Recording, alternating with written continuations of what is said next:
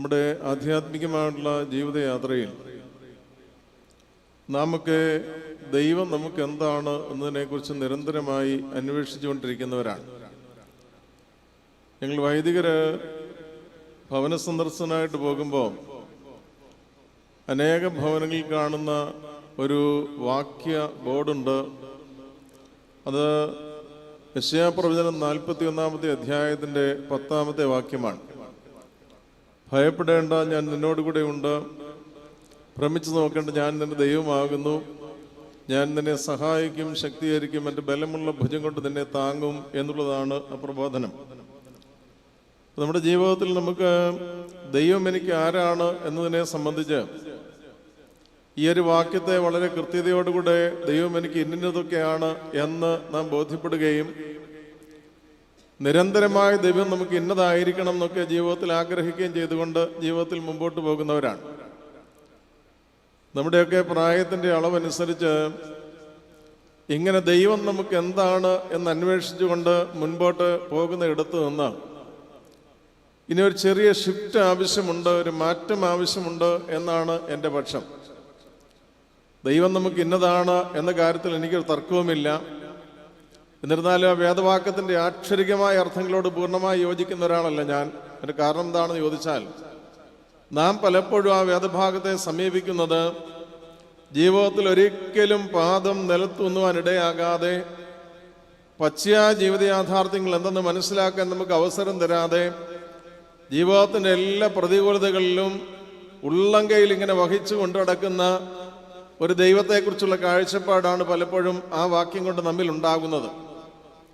എന്നാൽ അന്ത്രയോസ് ബാവയുടെ പെരുന്നാൾ ആഘോഷിക്കുമ്പോൾ ആ പിതാവിനെയും ഏത് വിശുദ്ധനെയും ശുദ്ധിമതിയെയും നാം ജീവിതത്തിൽ പരാമർശിക്കുവാനായിട്ട് ആഗ്രഹിക്കുന്നുവെങ്കിൽ അവരൊക്കെ ദൈവം അവർക്ക് വലിയവരായിരുന്നു എന്ന് പറയുന്നതോടൊപ്പം ഈ ലോകത്തിൻ്റെ പച്ചയായ മണ്ണിൽ പദമൂന്നി അത് മുഖാന്തരമായിട്ട് ജീവിതത്തിൽ ഉണ്ടാകുന്ന കഷ്ടതകളെയും പ്രയാസങ്ങളെയും ദൈവകൃപയുടെ സമ്പന്നതയിൽ അതിജീവിച്ച് അങ്ങനെ ജീവിതത്തെ നോക്കിക്കാണുന്നവരാണ് എന്നുള്ളതാണ് ഏറ്റവും പ്രധാനപ്പെട്ട കാര്യം.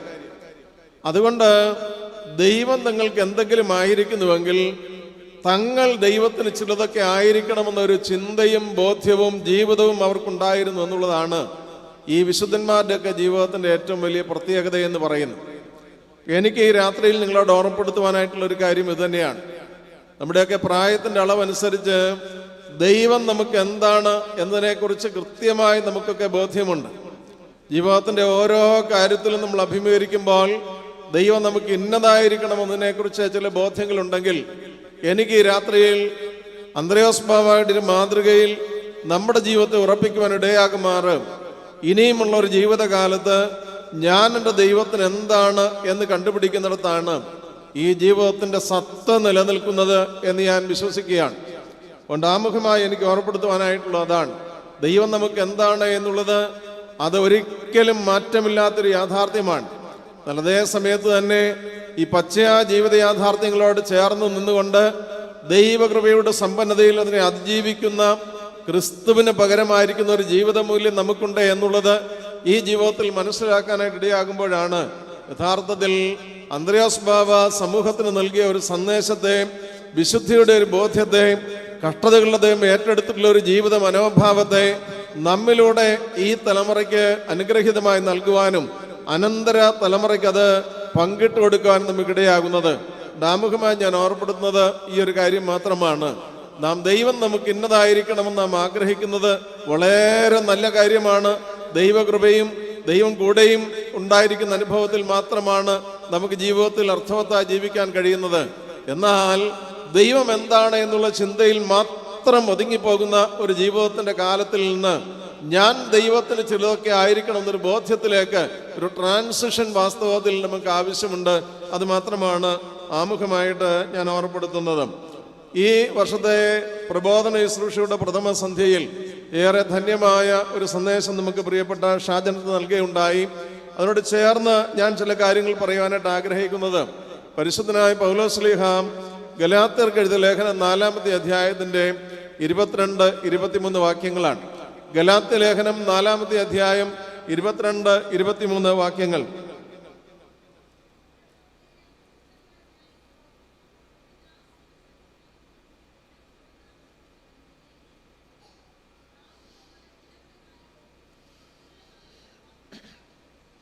അതെ, അബ്രഹാമിന് 2 പുത്രന്മാരുണ്ടായിരുന്നു.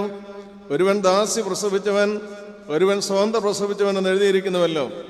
ദാസിയുടെ മകൻ ജഡപ്രകാരവും സ്വതന്ത്രയുടെ മകനോ വാഗ്ദത്താലും ജനിച്ചിരിക്കുന്നു. ഈ വേദഭാഗത്തിന്റെ പശ്ചാത്തലം നമ്മൾ ഉൽപ്പത്തി പുസ്തകത്തിൽ നിന്നാണ് മനസ്സിലാക്കുന്നത് എന്ന് നമുക്കറിയാം. ഉൽപ്പത്തി പുസ്തകത്തിന്റെ 15-ാമത്തെ അധ്യായത്തിൽ ദൈവം അബ്രഹാമിന് വെളിപ്പെടുന്നതായിട്ട് നാം കാണുന്നുണ്ട്. ദൈവം അബ്രഹാമിന് വെളിപ്പെട്ടിട്ട് അവനോട് പറയുകയാണ്, 1 മുതൽ 3 വരെയുള്ള വാക്യങ്ങൾ നാം വായിക്കുമ്പോൾ ദൈവം പറയുകയാണ്, ഞാൻ നിന്റെ പരിചയം മഹത്തായ പ്രതിഫലവുമാകുന്നു എന്ന് പറയുകയാണ്. ഞാൻ നിന്റെ പരിചയം മഹത്തായ പ്രതിഫലവുമാകുന്നു. അബ്രഹാം ദൈവത്തോട് ചോദിക്കുകയാണ്, എനിക്ക് ഒരു സന്തതിയില്ല, പിന്തലമുറയാ നിലയിൽ നോക്കിക്കാണാനായിട്ട് എനിക്ക് കഴിയുന്നില്ല, പിന്നെ എന്ത് പ്രതിഫലമായിരിക്കുമെന്നാണ് നീ പറയുന്നത്? അതുകൊണ്ട് എനിക്കൊരു ആഗ്രഹമുള്ളത്, എൻ്റെ ഭവനത്തിൽ പിറന്ന ഒരു ദാസൻ എനിക്കുണ്ട്, ഏലിയാസാർ എന്നാണ് അവൻ്റെ പേര്. അവൻ എനിക്ക് ജീവിച്ചിരുന്നാൽ മതി എൻ്റെ മകനായിട്ട് എന്ന് പറയുകയാണ്. ദൈവം പറഞ്ഞു, നീ എൻ്റെ കൂടെ വരിക എന്ന് പറഞ്ഞ് പുറത്തേക്ക് വിളിച്ചോണ്ട് പോയി. എന്നിട്ട് ചോദിച്ചു, ആകാശത്തിലേക്ക് നോക്കുകയും, എന്താ നീ കാണുന്നത്? ഞാൻ നക്ഷത്രങ്ങളെ കാണുന്നു. ഈ നക്ഷത്രങ്ങൾക്ക് എണ്ണുവാൻ കഴിയുമോ? സാധ്യമല്ല. എന്നാൽ ഈ നക്ഷത്രങ്ങൾ അസംഖ്യമായിരിക്കുന്ന പോലെ ഞാൻ നിന്നെ വർദ്ധിപ്പിക്കും. ഏലിയാസാറല്ല, നിന്നിൽ നിന്ന് പിറക്കുന്നവൻ തന്നെ നിന്റെ അവകാശിയായിരിക്കുമെന്ന് പറഞ്ഞിട്ട് വലിയൊരു വാഗ്ദത്തം നൽകുന്നതായിട്ടാണ് 15-ാമത്തെ അധ്യായത്തിൽ നാം പ്രത്യേകമായിട്ട് കാണുന്നത്. എന്നാൽ സ്വാഭാവികമായിട്ട് ദൈവം കൊടുത്തതായിട്ടുള്ള ഈ ദർശനം അബ്രഹാം തന്റെ ഭാര്യയായ സാറായിയോട് പറഞ്ഞിട്ടുണ്ടാകും. എന്നാൽ കാലങ്ങൾ മുമ്പോട്ട് പോകുന്നു. സാറയ്ക്ക് മനസ്സിലാവുകയാണ്, പ്രകൃതി നിയമനുഷ്യൻ അനുസരിച്ച്, മനുഷ്യന്റെ ബോധ്യമനുസരിച്ച് ഇനിയും ഒരു കുഞ്ഞിന് ജന്മം കൊടുക്കാനായിട്ട് എന്നെ കൊണ്ട് സാധ്യമല്ല. അതുകൊണ്ട് പുതിയ ഒരു മാർഗം, ഒരു കുഞ്ഞിനെ കാണുവാനായിട്ട്, അബ്രഹാം ജനിച്ചിട്ടുള്ള ഒരു പൈതലിനെ തൻ്റെ കുടുംബത്തിൽ കാണുവാനായിട്ട് സാറ അബ്രഹാമിനോട് പുതിയൊരു മാർഗം പറയുകയാണ്. അതെന്താണ്? എൻ്റെ മിസ്രൈമ്യ ദാസിയായിരിക്കുന്ന ഹാഗറിനെ ഞാൻ നിനക്ക് ഭാര്യയായി തരികയാണ്. അവളിൽ നിന്ന് നീ എനിക്ക് ഒരു പുത്രനെ നൽകണം. നിന്റെ രക്തത്തിൽ നിന്ന് നീ ജനിപ്പിച്ചിട്ടുള്ള ഒരു പുത്രനെ എനിക്ക് വളർത്തണം. അതുകൊണ്ട് എൻ്റെ ദാസിയായ ഹാഗറിനെ ഞാൻ നിനക്ക് ഭാര്യയായി തരുന്നു. അവളിൽ നീ ഒരു പുത്രനെ എനിക്ക് നൽകണമെന്ന് പറഞ്ഞിട്ട് അബ്രഹാമിന് എതിരൊന്നും പറയുന്നത് നാം കാണുന്നില്ല. ഒരുപക്ഷെ നമുക്ക് ഇപ്പോഴത്തെ സാഹചര്യത്തിൽ നിന്ന് ചിന്തിക്കുമ്പോൾ ഇതൊരു വലിയ അപരാധമല്ലേ എന്ന് തോന്നാം. ഇന്നത്തെ കാലഘട്ടത്തിൽ അപരാധം തന്നെയാണ്. എന്നാൽ അന്ന് മനുഷ്യജീവിതത്തിന്റെ ധാർമ്മികമായിട്ടുള്ള മൂല്യങ്ങൾ എന്താണെന്ന് വളരെ കൃത്യമായി നിജപ്പെടുത്തിയിട്ടില്ലാത്ത, ദൈവത്തിന്റെ ഒരു കൽപ്പന ഇല്ലാതിരുന്നൊരു കാലഘട്ടത്തിൽ അതൊരു അപരാധമാണെന്ന് പറയാൻ നമുക്കറിയില്ല. കാരണം 2 കാര്യങ്ങളാണ്. ഒന്ന്, അബ്രഹാമിനെ ഈ വിഷയത്തിൽ ദൈവം കുറ്റപ്പെടുത്തുന്നതായിട്ട് നാം ഒരു ഘട്ടത്തിലും കാണുന്നില്ല. രണ്ടാമത്തേത്, അതിനുശേഷവും നാം കണ്ടിട്ടുള്ള വലിയ മനുഷ്യർ, അനേക ഭാര്യമാരും പിന്നീട് ദാസിമാരിൽ മക്കളെ ജനിപ്പിക്കുന്നവരുമൊക്കെ ആയിട്ട് നാം കാണുന്നുണ്ട്. അതുകൊണ്ട് ആ കാലഘട്ടത്തിൽ നാം കാണുമ്പോൾ ഇതൊരു അപരാധമായിട്ട് നമുക്ക് കാണാൻ കഴിയുകയില്ല. എന്നാൽ ഇവിടുത്തെ പ്രശ്നം എന്താണ്? വീട്ടിൽ ജനിച്ച ഒരു ദാസനുണ്ട്, ഏലിയാസാർ. അവൻ നിന്റെ അവകാശിയായില്ല. നിന്നിൽ നിന്ന് വാഗ്ദത്ത പ്രകാരം ജനിക്കുന്നവൻ നിന്റെ അവകാശിയാകുമെന്ന് കൃത്യമായി ദൈവം പറയുന്ന ഒരു വലിയ നിയോഗം, വാഗ്ദത്തം ജീവിതത്തിൽ നിൽക്കുമ്പോൾ സാറയ്ക്ക് തോന്നുകയാണ്, മാനുഷ്യ ഭാഷയിൽ അതിനുള്ള സാധ്യത എന്നിൽ അവസാനിച്ചു കഴിഞ്ഞാൽ പിന്നെ എങ്ങനെയാണ് ഇത് സാധൂകരിക്കപ്പെടുന്നത്? പറഞ്ഞത് ദൈവമാണ്, അതൊക്കെ ശരിയാണ്. പറഞ്ഞത് ദൈവമാണ്, അത് ശരിയാണ് എന്ന് പറഞ്ഞാലും ഇനിയും എങ്ങനെ സാധിക്കുമത്? താൻ വാർദ്ധക്യത്തിലെത്തിയിരിക്കുന്നു, തനിക്കിനി അതിന് പ്രാപ്തിയില്ല, ത്രാണിയില്ല. അതുകൊണ്ട് അവൾ അവളുടേതായിട്ടുള്ള ബോധ്യത്തിൽ നിന്നുകൊണ്ട് പുതിയൊരു കാര്യം അബ്രഹാമിനോട് പറയുകയാണ്, നീ എൻ്റെ ദാസിയുടെ അടുത്ത് ചെല്ലണം, അവളെ ഞാൻ നിനക്ക് ഭാര്യയായി തരും, അവളിൽ എനിക്ക് നീ ഒരു പുത്രനെ ജനിപ്പിക്കണം. അബ്രഹാം സമ്മതിച്ചു. അങ്ങനെ തന്റെ ദാസിയെ സാറ അബ്രഹാമിന് ഭാര്യയായി നൽകി. അവൾ ഗർഭവതിയായി. ഹാഗാർ ഗർഭവതിയായി കഴിഞ്ഞപ്പോൾ സാറായുടെ ആകമാനമുള്ള സമീപനത്തിൽ മാറ്റമുണ്ടായി. 16-ാമത്തെ അധ്യായത്തിൽ നാം കാണുന്ന ഒരു കാര്യം, ഹാഗാർ എപ്പോൾ സാറയെ നോക്കിയാലും അതൊരു നിന്ദയുടെ നോട്ടമാണ് എന്ന് സാറയ്ക്ക് തോന്നിപ്പോകുകയാണ്. ജീവിതത്തിൽ പലപ്പോഴും താൻ ഏറ്റെടുക്കേണ്ടി വരുന്നൊരു പ്രതിസന്ധിയാണിത്. തന്നിൽ സാധ്യമല്ലാതെ വന്നൊരു കാര്യത്തെ തൻ്റെ ഭർത്താവ് മുഖാന്തരമായി തൻ്റെ ദാസിയിൽ സാധ്യമായി വരുമ്പോൾ ആ ദാസിയെ സഹിക്കാനാവാത്തൊരു മാനസികാവസ്ഥയിലേക്ക് സാറ വരികയാണ്. അതിന് സാറ കണ്ടെത്തിയൊരു മാർഗമാണ് എന്ത്? നിനക്ക് കഴിയാത്തത് എനിക്ക് കഴിഞ്ഞു എന്ന് പറഞ്ഞ് ഓരോ നോട്ടത്തിലും സമീപത്തിലും അവൾ എന്നെ നിന്ദിക്കുന്നു എന്നുള്ളൊരു പുതിയ വാദം അവൾ കണ്ടുപിടിക്കുകയാണ്. എന്നെ കേൾക്കുന്ന പ്രിയമുള്ളവരെ, ജീവിതയാത്രയിൽ ഞാനും നിങ്ങളും, അത് വ്യക്തിയായിരുന്നാലും കുടുംബമായിരുന്നാലും ഇടവകയായിരുന്നാലും സഭയായിരുന്നാലും, ദൈവത്തിൻ്റെ വാക്കുകൾക്ക് കാലതാമസം ഉണ്ടാകുന്നു എന്ന് കണ്ടിട്ട് അതിനെയും പ്രായോഗികമല്ല എന്ന് പറഞ്ഞാൽ ജീവിതത്തിൽ അവിടം കൊണ്ട് ജീവിതം മുരടിക്കുന്നു എന്നുള്ള യാഥാർത്ഥ്യം നാം തിരിച്ചറിയണം. എത്ര കാലം കാത്തിരിക്കേണ്ടി വന്നാലും ദൈവത്തിന്റെ വചനത്തിന്, കർത്താവിന്റെ വാക്കുകൾക്ക് ജീവിതത്തിൽ മാറ്റമില്ല എന്ന സത്യത്തോട് ചേർന്ന് നിൽപ്പാൻ കഴിയുമ്പോഴാണ് ജീവിതത്തിൽ പ്രത്യാശയുടെ മുകളകൾ ജീവിതത്തിൽ ഉണ്ടാകുന്നത്. എന്നാൽ ദൈവത്തിന്റെ വാക്കുകൾ അസ്ഥാനത്താകുന്നു എന്ന് പറഞ്ഞ് സ്വബുദ്ധിയിൽ ജഡപ്രകാരം ആ വാക്കോട് പറഞ്ഞിരിക്കുന്നത്, ജഡപ്രകാരമുള്ള ആലോചനയോടുകൂടെ ഒരു ചുവട് വെക്കുമ്പോൾ നാളെയുടെ സങ്കടങ്ങളാണതെന്ന്, നാളെയുടെ നിന്ദയാണതെന്ന് മനസ്സിലാക്കാൻ ജീവിതത്തിൽ കഴിയണം. നമ്മുടെയൊക്കെ ജീവിതത്തിൽ പലപ്പോഴും വ്യക്തിപരമായി മാത്രമല്ല, എനിക്ക് പലപ്പോഴും തോന്നിയിട്ടുണ്ട്, സഭയുടെ പൊതുവായിട്ടുള്ള ചരിത്രത്തിൽ, ചിത്രത്തിൽ പോലും തിരുവചനം പലപ്പോഴും പ്രായോഗികമാണ് എന്ന് സഭ സംശയിച്ചു പോകുന്നുണ്ട് എന്നാണ് എൻ്റെ പക്ഷം. വിയോജിക്കാൻ നിങ്ങൾക്ക് ഒരു പ്രയാസവും ഇല്ല, എനിക്കതിനെതിരുമില്ല. ഇതൊരു വലിയ പ്രശ്നമാണ്. കർത്താവ് പറഞ്ഞ വാക്കുകൾ അതിന് സംഗതമാണോ, അത് പ്രായോഗികമാണോ, ഈ ലോകത്തിൽ നടക്കുമോ എന്ന് ആരെങ്കിലും എവിടെയെങ്കിലും സംശയിച്ചു കഴിഞ്ഞാൽ സ്വാഭാവികമായിട്ട് ദൈവേച്ഛ മാറി നിൽക്കുകയും ജഡാഭിലാഷം പുറത്തു വരികയും ജഡാഭിലാഷ പ്രകാരം തീരുമാനങ്ങൾ എടുക്കുകയും ആ തീരുമാനങ്ങൾ നാളെയുടെ സങ്കടങ്ങളായി മാറുകയും ചെയ്യും. ഇവിടെ ഒരു കുഞ്ഞ് പിറന്നിട്ടില്ല. അബ്രഹാമിൽ നിന്ന്, തൻ്റെ ഭർത്താവായ അബ്രഹാമിൽ നിന്ന് തൻ്റെ ഇച്ഛയനുസരിച്ച് തൻ്റെ ദാസിയായ ഹാഗാർ ഗർഭവതിയായി എന്ന് സാറായി കണ്ടത് മാത്രമേ ഉള്ളൂ. ഇപ്പോൾ ഹാഗാർ അവളെ നോക്കുന്നത് പോലും അവൾക്ക് നിന്ദയായി അനുഭവപ്പെടുകയാണ്. ജീവിതത്തിൽ നമ്മൾ എത്ര പേരെ കുറ്റപ്പെടുത്തിയിട്ടുണ്ട് ഇങ്ങനെ. നമുക്ക് മാനസികമായ ആരോടെങ്കിലും അകലമുണ്ടെങ്കിൽ ആ വ്യക്തി മറ്റൊരാളോട് സംസാരിക്കുമ്പോൾ അവർ സംസാരത്തിൽ നിന്ന് ചിരിച്ചു പോയാൽ, ഇതുവഴിയെങ്കിലും ഒന്ന് കടന്നു പോയാൽ നാം എന്ത് തീരുമാനിക്കും? എൻ്റെ കാര്യമാണ് ഈ പറയുന്നത്. മനസ്സിലായില്ലേ? എൻ്റെ കാര്യമാണ്. നമ്മൾ എത്ര പേരെ അങ്ങനെ വിധിച്ചിട്ടുണ്ട്. ഞാൻ മുമ്പ് വികാരിയായിരുന്നൊരു പള്ളിയിൽ, ഇപ്പം വലിയ ഇടവകയാണ്, 700 വീടുള്ള ഒരു പള്ളിയാണ്. അവിടെ പള്ളിക്കടുത്ത് ഒരു അച്ചായി താമസിക്കുന്നുണ്ട്. അദ്ദേഹത്തിൻ്റെ ഭാര്യയുമാണ് താമസിക്കുന്നത്. അദ്ദേഹം ഇന്ത്യ ഗവൺമെന്റിൽ ഉദ്യോഗസ്ഥനായിരുന്നു, പെൻഷനൊക്കെ മേടിക്കുന്നയാളാണ്. അദ്ദേഹം താമസിക്കുന്ന ഒരു ചെറിയ ദ്വീപ് പോലെ ഒരിടത്താണ്. ആ ദ്വീപിൽ ആദ്യത്തെ വീട് അദ്ദേഹത്തിൻ്റെയാണ്. പിന്നീട് അങ്ങോട്ട് പോയാൽ ഒരു 10-15 വീടുകൾ ആ പ്രദേശത്തുണ്ട്. അതിൽ ഭൂരിപക്ഷവും നമ്മുടെ ഇടവക്കാർ തന്നെയാണ്. ഒരു ദിവസം അവിടെ ചില നിർമ്മാണ പ്രവർത്തനങ്ങൾ നടക്കുന്നതിൻ്റെ പേരിൽ ഞാനും എൻ്റെ ഇടവിലെ മാനേജിംഗ് കമ്മിറ്റികളും കൂടെ ആ വീട്ടിൽ പണപ്പിരിവുമായി ബന്ധപ്പെട്ട് പോയി. അല്ലാത്ത പല പ്രാവശ്യം പോയിട്ടുള്ളതാണ്.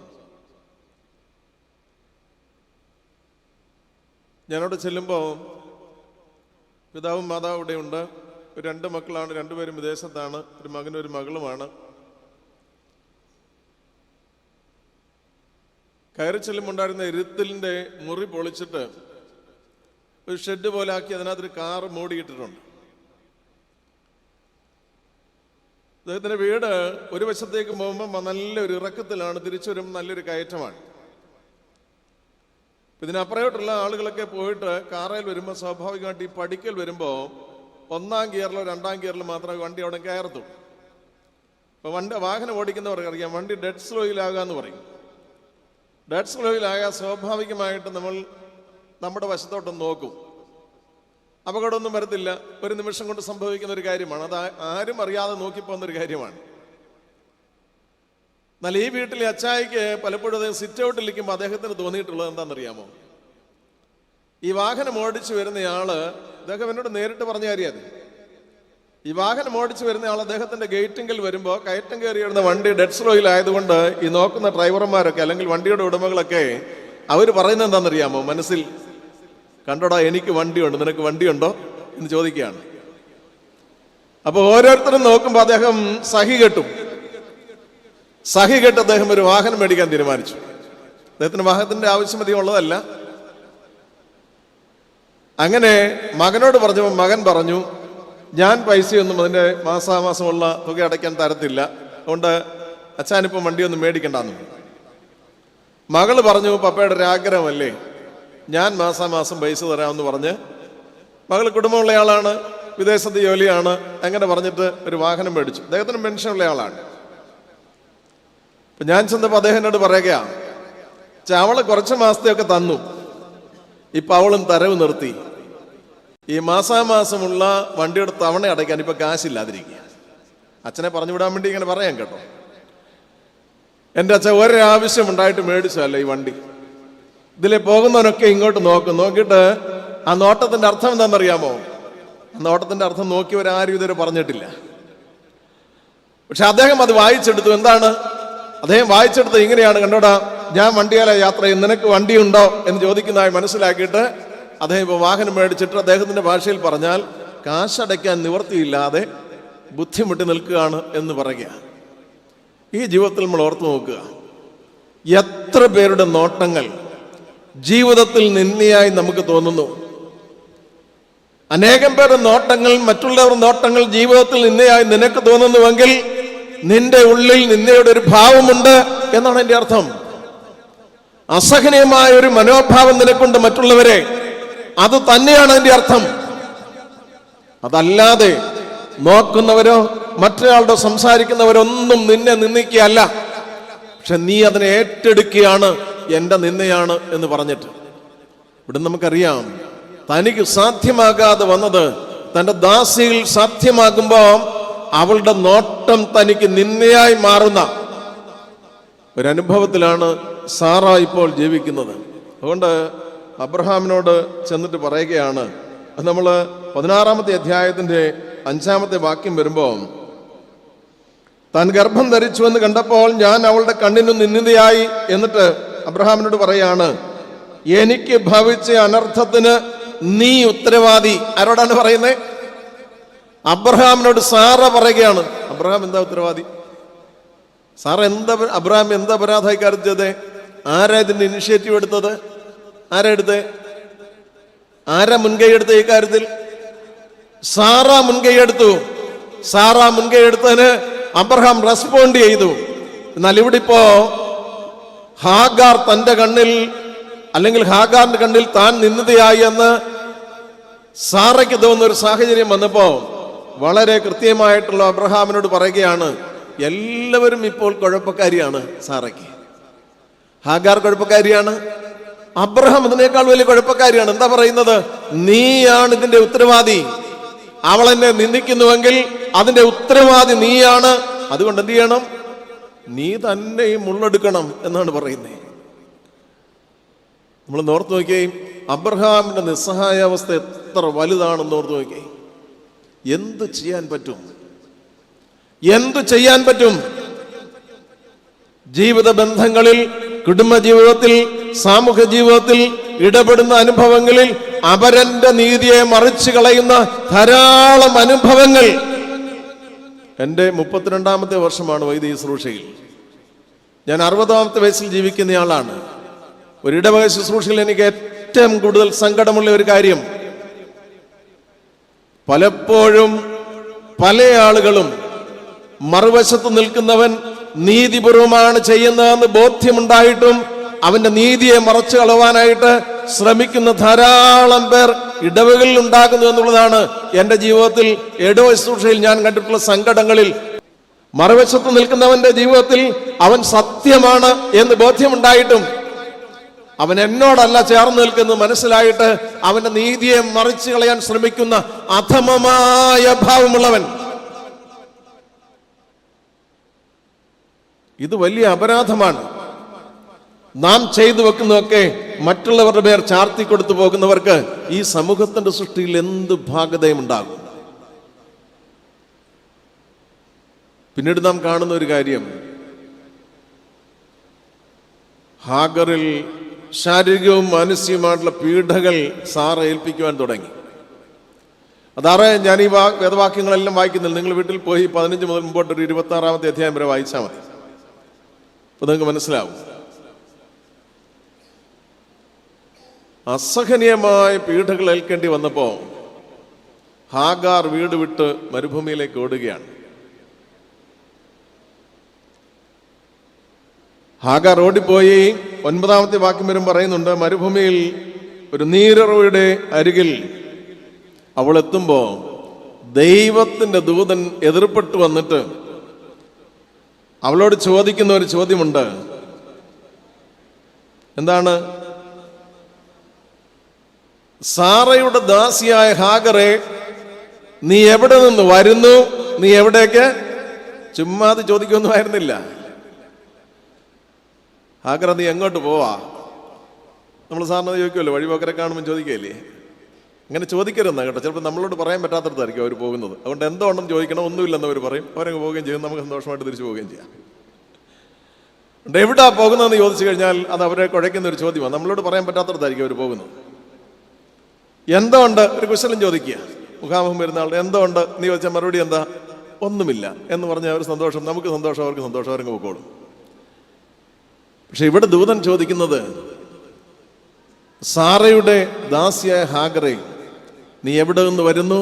നീ എവിടേക്ക് പോകുന്നു എന്ന് ചോദിക്കുക. അപ്പോൾ പറഞ്ഞു, എൻ്റെ യജമാനത്തിയുടെ പീഡ സഹിക്കാനാവാതെ ഞാൻ രക്ഷപ്പെട്ടു പോവുകയാണ്. അപ്പോ ദൈവദൂതൻ ഹാഗറിനോട് പറഞ്ഞു, നീ മടങ്ങിപ്പോകണം. എവിടേക്കാ പോകണ്ടേ? എവിടെ നിന്നാണ് നീ വന്നത് അവിടേക്ക് തന്നെ നീ മടങ്ങിപ്പോകണം. എന്താണ് ഇതിന്റെ അർത്ഥം? ജീവിതത്തിൽ പലപ്പോഴും നാം ഒളിച്ചോടാൻ ശ്രമിക്കുന്ന ചില ജീവിതാനുഭവങ്ങളുണ്ട്. അതിന് ഇവിടം കൊണ്ട് തീരുന്നില്ലെങ്കിൽ മറ്റു പലയിടത്തോട്ടും ഓടാറുണ്ട്. മനസ്സിലായില്ലേ? ഇത് കൃപാസനമാകാം, അതുപോലെ ഏതെങ്കിലുമൊക്കെ ആകാം. പെട്ടെന്ന് കാര്യങ്ങൾ നേടിക്കിട്ടുന്ന ഏതെങ്കിലും ഇടങ്ങളൊക്കെ ആകാം. അവിടെയൊക്കെ ദൈവം പറയുന്നത് നീ മടങ്ങിപ്പോകണം. നിന്നെ നീയാക്കി എടുക്കാൻ വേണ്ടിയിട്ടുള്ള ചില അനുഭവങ്ങളൊക്കെയാണ് നീ നേരിടുന്നത്. നീ ഇപ്പൊ അനുഭവിക്കുന്നെന്ന് പറയുന്ന ഇടത്തേക്ക് തന്നെ നീ മടങ്ങിപ്പോകണം. അവിടെ വെച്ചാണ് ഈ ഹാഗാറിന്റെ സുബോധം ഉണ്ടാകുന്നത്. അവൾ പറയുകയാണ്, എന്നെ കാണുന്നവനെ ഞാൻ ഇവിടെയും കണ്ടു എന്ന് പറഞ്ഞ് യഹോവയ്ക്ക് ഒരു പുതിയ പേര് അവൾ ഇടുകയാണ്. എന്താണ് പറയുന്നത്? ദൈവമേ, ഞാൻ നിന്നെ കാണുന്നു. മനസ്സിലായില്ലേ? എവിടെങ്കിലും സഭയുടെ വിശ്വാസം വിട്ട് ഓടിപ്പാൻ നീ ആഗ്രഹിക്കുന്നുവെങ്കിൽ ഇതുവരെ ദൈവത്തെ നീ കണ്ടിട്ടില്ല, ദൈവം നിന്നെയും കണ്ടിട്ടില്ല. ഇവിടെ ഹാഗർ ഞാൻ ഏതനുഭവത്തിൽ നിന്നാണ് ഓടിപ്പോരുന്നത് അവിടേക്ക് മടങ്ങിപ്പോകുവാനായിട്ട് ആവശ്യപ്പെടുന്ന ദൈവത്തോട് പറയുകയാണ്, യഹോവയ്ക്ക് അവൾ ഒരു പുതിയ പേരിട്ടു. എന്താണ് ആ പേര്? എന്നെ കാണുന്നവനെ ഞാൻ ഇവിടെയും കണ്ടു എന്ന് പറഞ്ഞ് ദൈവമേ, ഞാൻ നിന്നെ കാണുന്നുവെന്ന് ഹാഗാർ യഹോവയ്ക്ക് ഒരു പുതിയ പേരിട്ടു. ചരിത്രത്തിൽ അങ്ങനെ ഒരു കാര്യം നമ്മൾ കാണുന്നില്ല. എന്നെ കാണുന്നവനെ ഞാൻ കണ്ടു, മടങ്ങിപ്പോകാൻ ആവശ്യപ്പെടുന്ന അവനാണ്. അതുകൊണ്ട് ഏത് പ്രതിസന്ധിയിലായിരുന്നാലും ഞാൻ മടങ്ങിപ്പോകുമെന്ന് പറഞ്ഞ് അവൾ സാറയുടെ അടുക്കലേക്ക് പോവുകയാണ്. അവിടെ ചെന്നു. സമയമായപ്പോൾ അവൾ മകനെ പ്രസവിച്ചു. ഇസ്മായിലിന് ദൈവദൂതന്റെ വാക്കനുസരിച്ച് ദൈവം കേട്ടു എന്നുള്ള അർത്ഥത്തിൽ ഇസ്മായിലിന് പേര് വിളിച്ചു. ഇസ്മായിൽ ജനിക്കുമ്പോൾ അബ്രഹാമിന് പ്രായം 86 വയസ്സാണ്. ഇങ്ങനെ ഇസ്മായിൽ ആ വീട്ടിൽ വളർന്നു. കാര്യങ്ങൾ മുമ്പോട്ട് പോകുകയാണ്.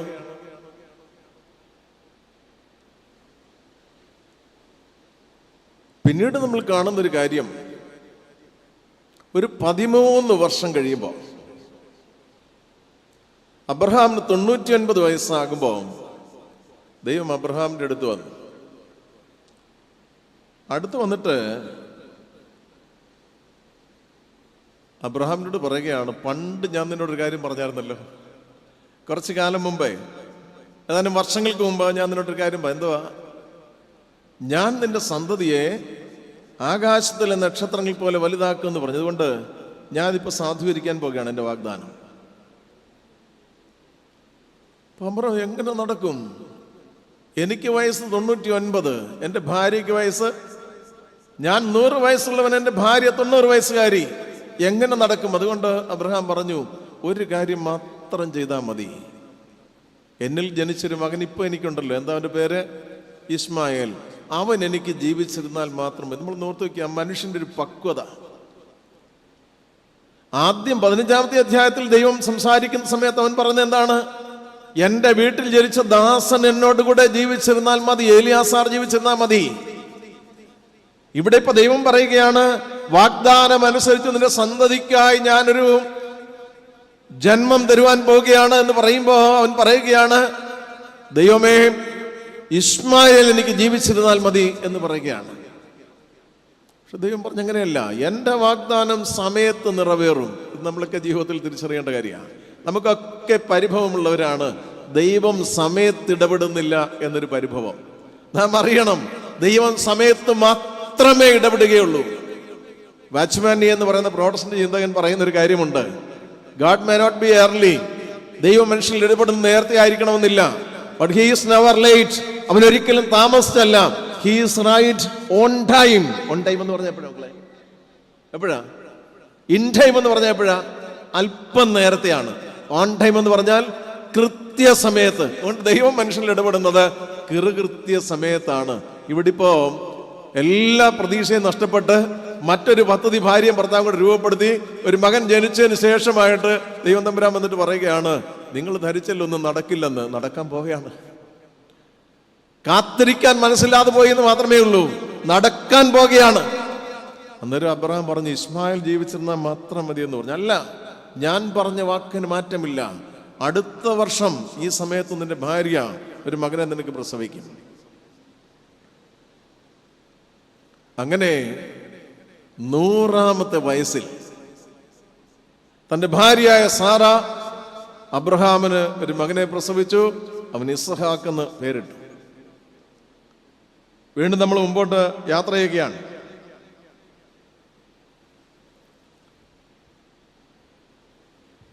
ഇരുപത്തിയൊന്നാമത്തെ അധ്യായത്തിലാണ് ഇസ്ഹാക്കിന്റെ ജനനത്തെക്കുറിച്ച് പറയുന്നത്. 21-ാമത്തെ അധ്യായത്തിന്റെ 8-ാമത്തെ വാക്യം വരുമ്പോൾ, ഇസ്ഹാക്കിന് മുലകുടി മാറിയ നാളിൽ അബ്രഹാം എല്ലാവരെയും വിളിച്ച് വലിയൊരു വിരുന്ന് കഴിച്ചതായിട്ട് പറയുന്നുണ്ട്. സ്വാഭാവികമായിട്ടൊരു കുഞ്ഞിന്റെ മുലകുടി മാറിന് എത്ര കാലം എടുക്കും? 2 വർഷം അല്ലേ? 2 വർഷം. ഇപ്പൊ അമ്മയ്ക്ക് നേരമില്ലാത്തതുകൊണ്ട് അത്രയൊന്നും പറ്റുന്നില്ല, ഞാൻ സമ്മതിച്ചു. എന്തായാലും അന്നത് പറ്റുമായിരുന്നല്ലോ. ഇപ്പൊ ഇസ്ഹാക്കിന് മുലകുടി മാറുമ്പോൾ ഇസ്ഹാക്കിന് 2 വയസ്സ്, അബ്രഹാമിന് എത്ര വയസ്സുണ്ടപ്പോ? 102 വയസ്സ് അല്ലേ? ആ സമയത്ത് വലിയൊരു വിരുന്ന് കഴിക്കുകയാണ്. വിരുന്ന് കഴിച്ചു. കാലം അല്പം കൂടെ മുമ്പോട്ട് പോയി. ഈ ജ്യേഷ്ഠൻ ഈ അനിയനോട് ഭയങ്കര സ്നേഹമായി. ഇസ്ഹാക്ക് ജനിക്കുമ്പോൾ ഇസ്മായിൽ എത്ര വയസ്സുണ്ട്? എത്ര വയസ്സുണ്ട്? 86, 14, 100 അല്ലേ? എത്ര വയസ്സുണ്ട്? 14 വയസ്സുണ്ട്. ഇസ്ഹാക്കിന്റെ മുലകുടി മാറി വലിയ വിരുന്ന് കഴിക്കപ്പെടുമ്പോ ഇസ്മായിലിന് എത്ര വയസ്സുണ്ട്? 16 വയസ്സുണ്ട്. ഈ 16 വയസ്സുള്ള ചേട്ടൻ അനിയന്റെ കൈയൊക്കെ പിടിച്ച് ഇങ്ങനെ കഞ്ഞിയും കറിയൊക്കെ കളിച്ച് വളരെ കാര്യമായിട്ട് കൊണ്ടു നടക്കുമ്പോ സാറ വീണ്ടും ജനലിൽ കൂടെ നോക്കി. നല്ല സ്നേഹവായ്പോടെ ജ്യേഷ്ഠൻ അനിയനെ കൊണ്ട് നടക്കുകയാണ്. പക്ഷെ സാറയ്ക്ക് സഹിച്ചില്ല നോക്കിയിട്ട്. എന്താണ്? ഈ ദാസിയുടെ മകൻ ഈ വീട്ടിൽ താമസിച്ച് എൻ്റെ മകനോടൊപ്പം അവകാശിയാകാൻ പാടില്ല.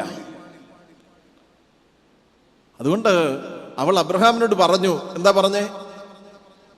അവന്റെ അമ്മ എന്നെ നിന്ദിക്കുന്നവളായിരുന്നുവെങ്കിൽ ഇവൻ ആരാണ്? എന്റെ മകനെ പരിഹസിക്കുന്നവനാണ്. നിന്ദിക്കുന്നവളുടെ മകൻ ആരാണ്? പരിഹാസിയാണ്. അതുകൊണ്ട് ഈ അമ്മയും മകനെയും വീട്ടിൽ നിന്ന് പുറത്താക്കണം. ഒരു 2 വർഷം കൂടെ കഴിഞ്ഞെന്ന് വിചാരിച്ചു. സമയം പൊക്കൊണ്ടിരിക്കല്ലേ, എല്ലാം ഒറ്റ ദിവസം കൊണ്ട് നടക്കുന്ന കാര്യമല്ലല്ലോ.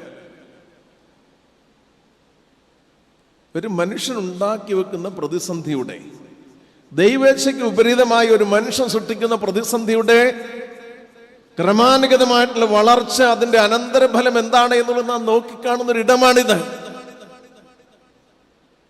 അബ്രഹാമിന് സങ്കടമായി. അബ്രഹാം ദൈവത്തോട് ചോദിക്കുകയാണ്, എന്ത് ചെയ്യാൻ പറ്റും?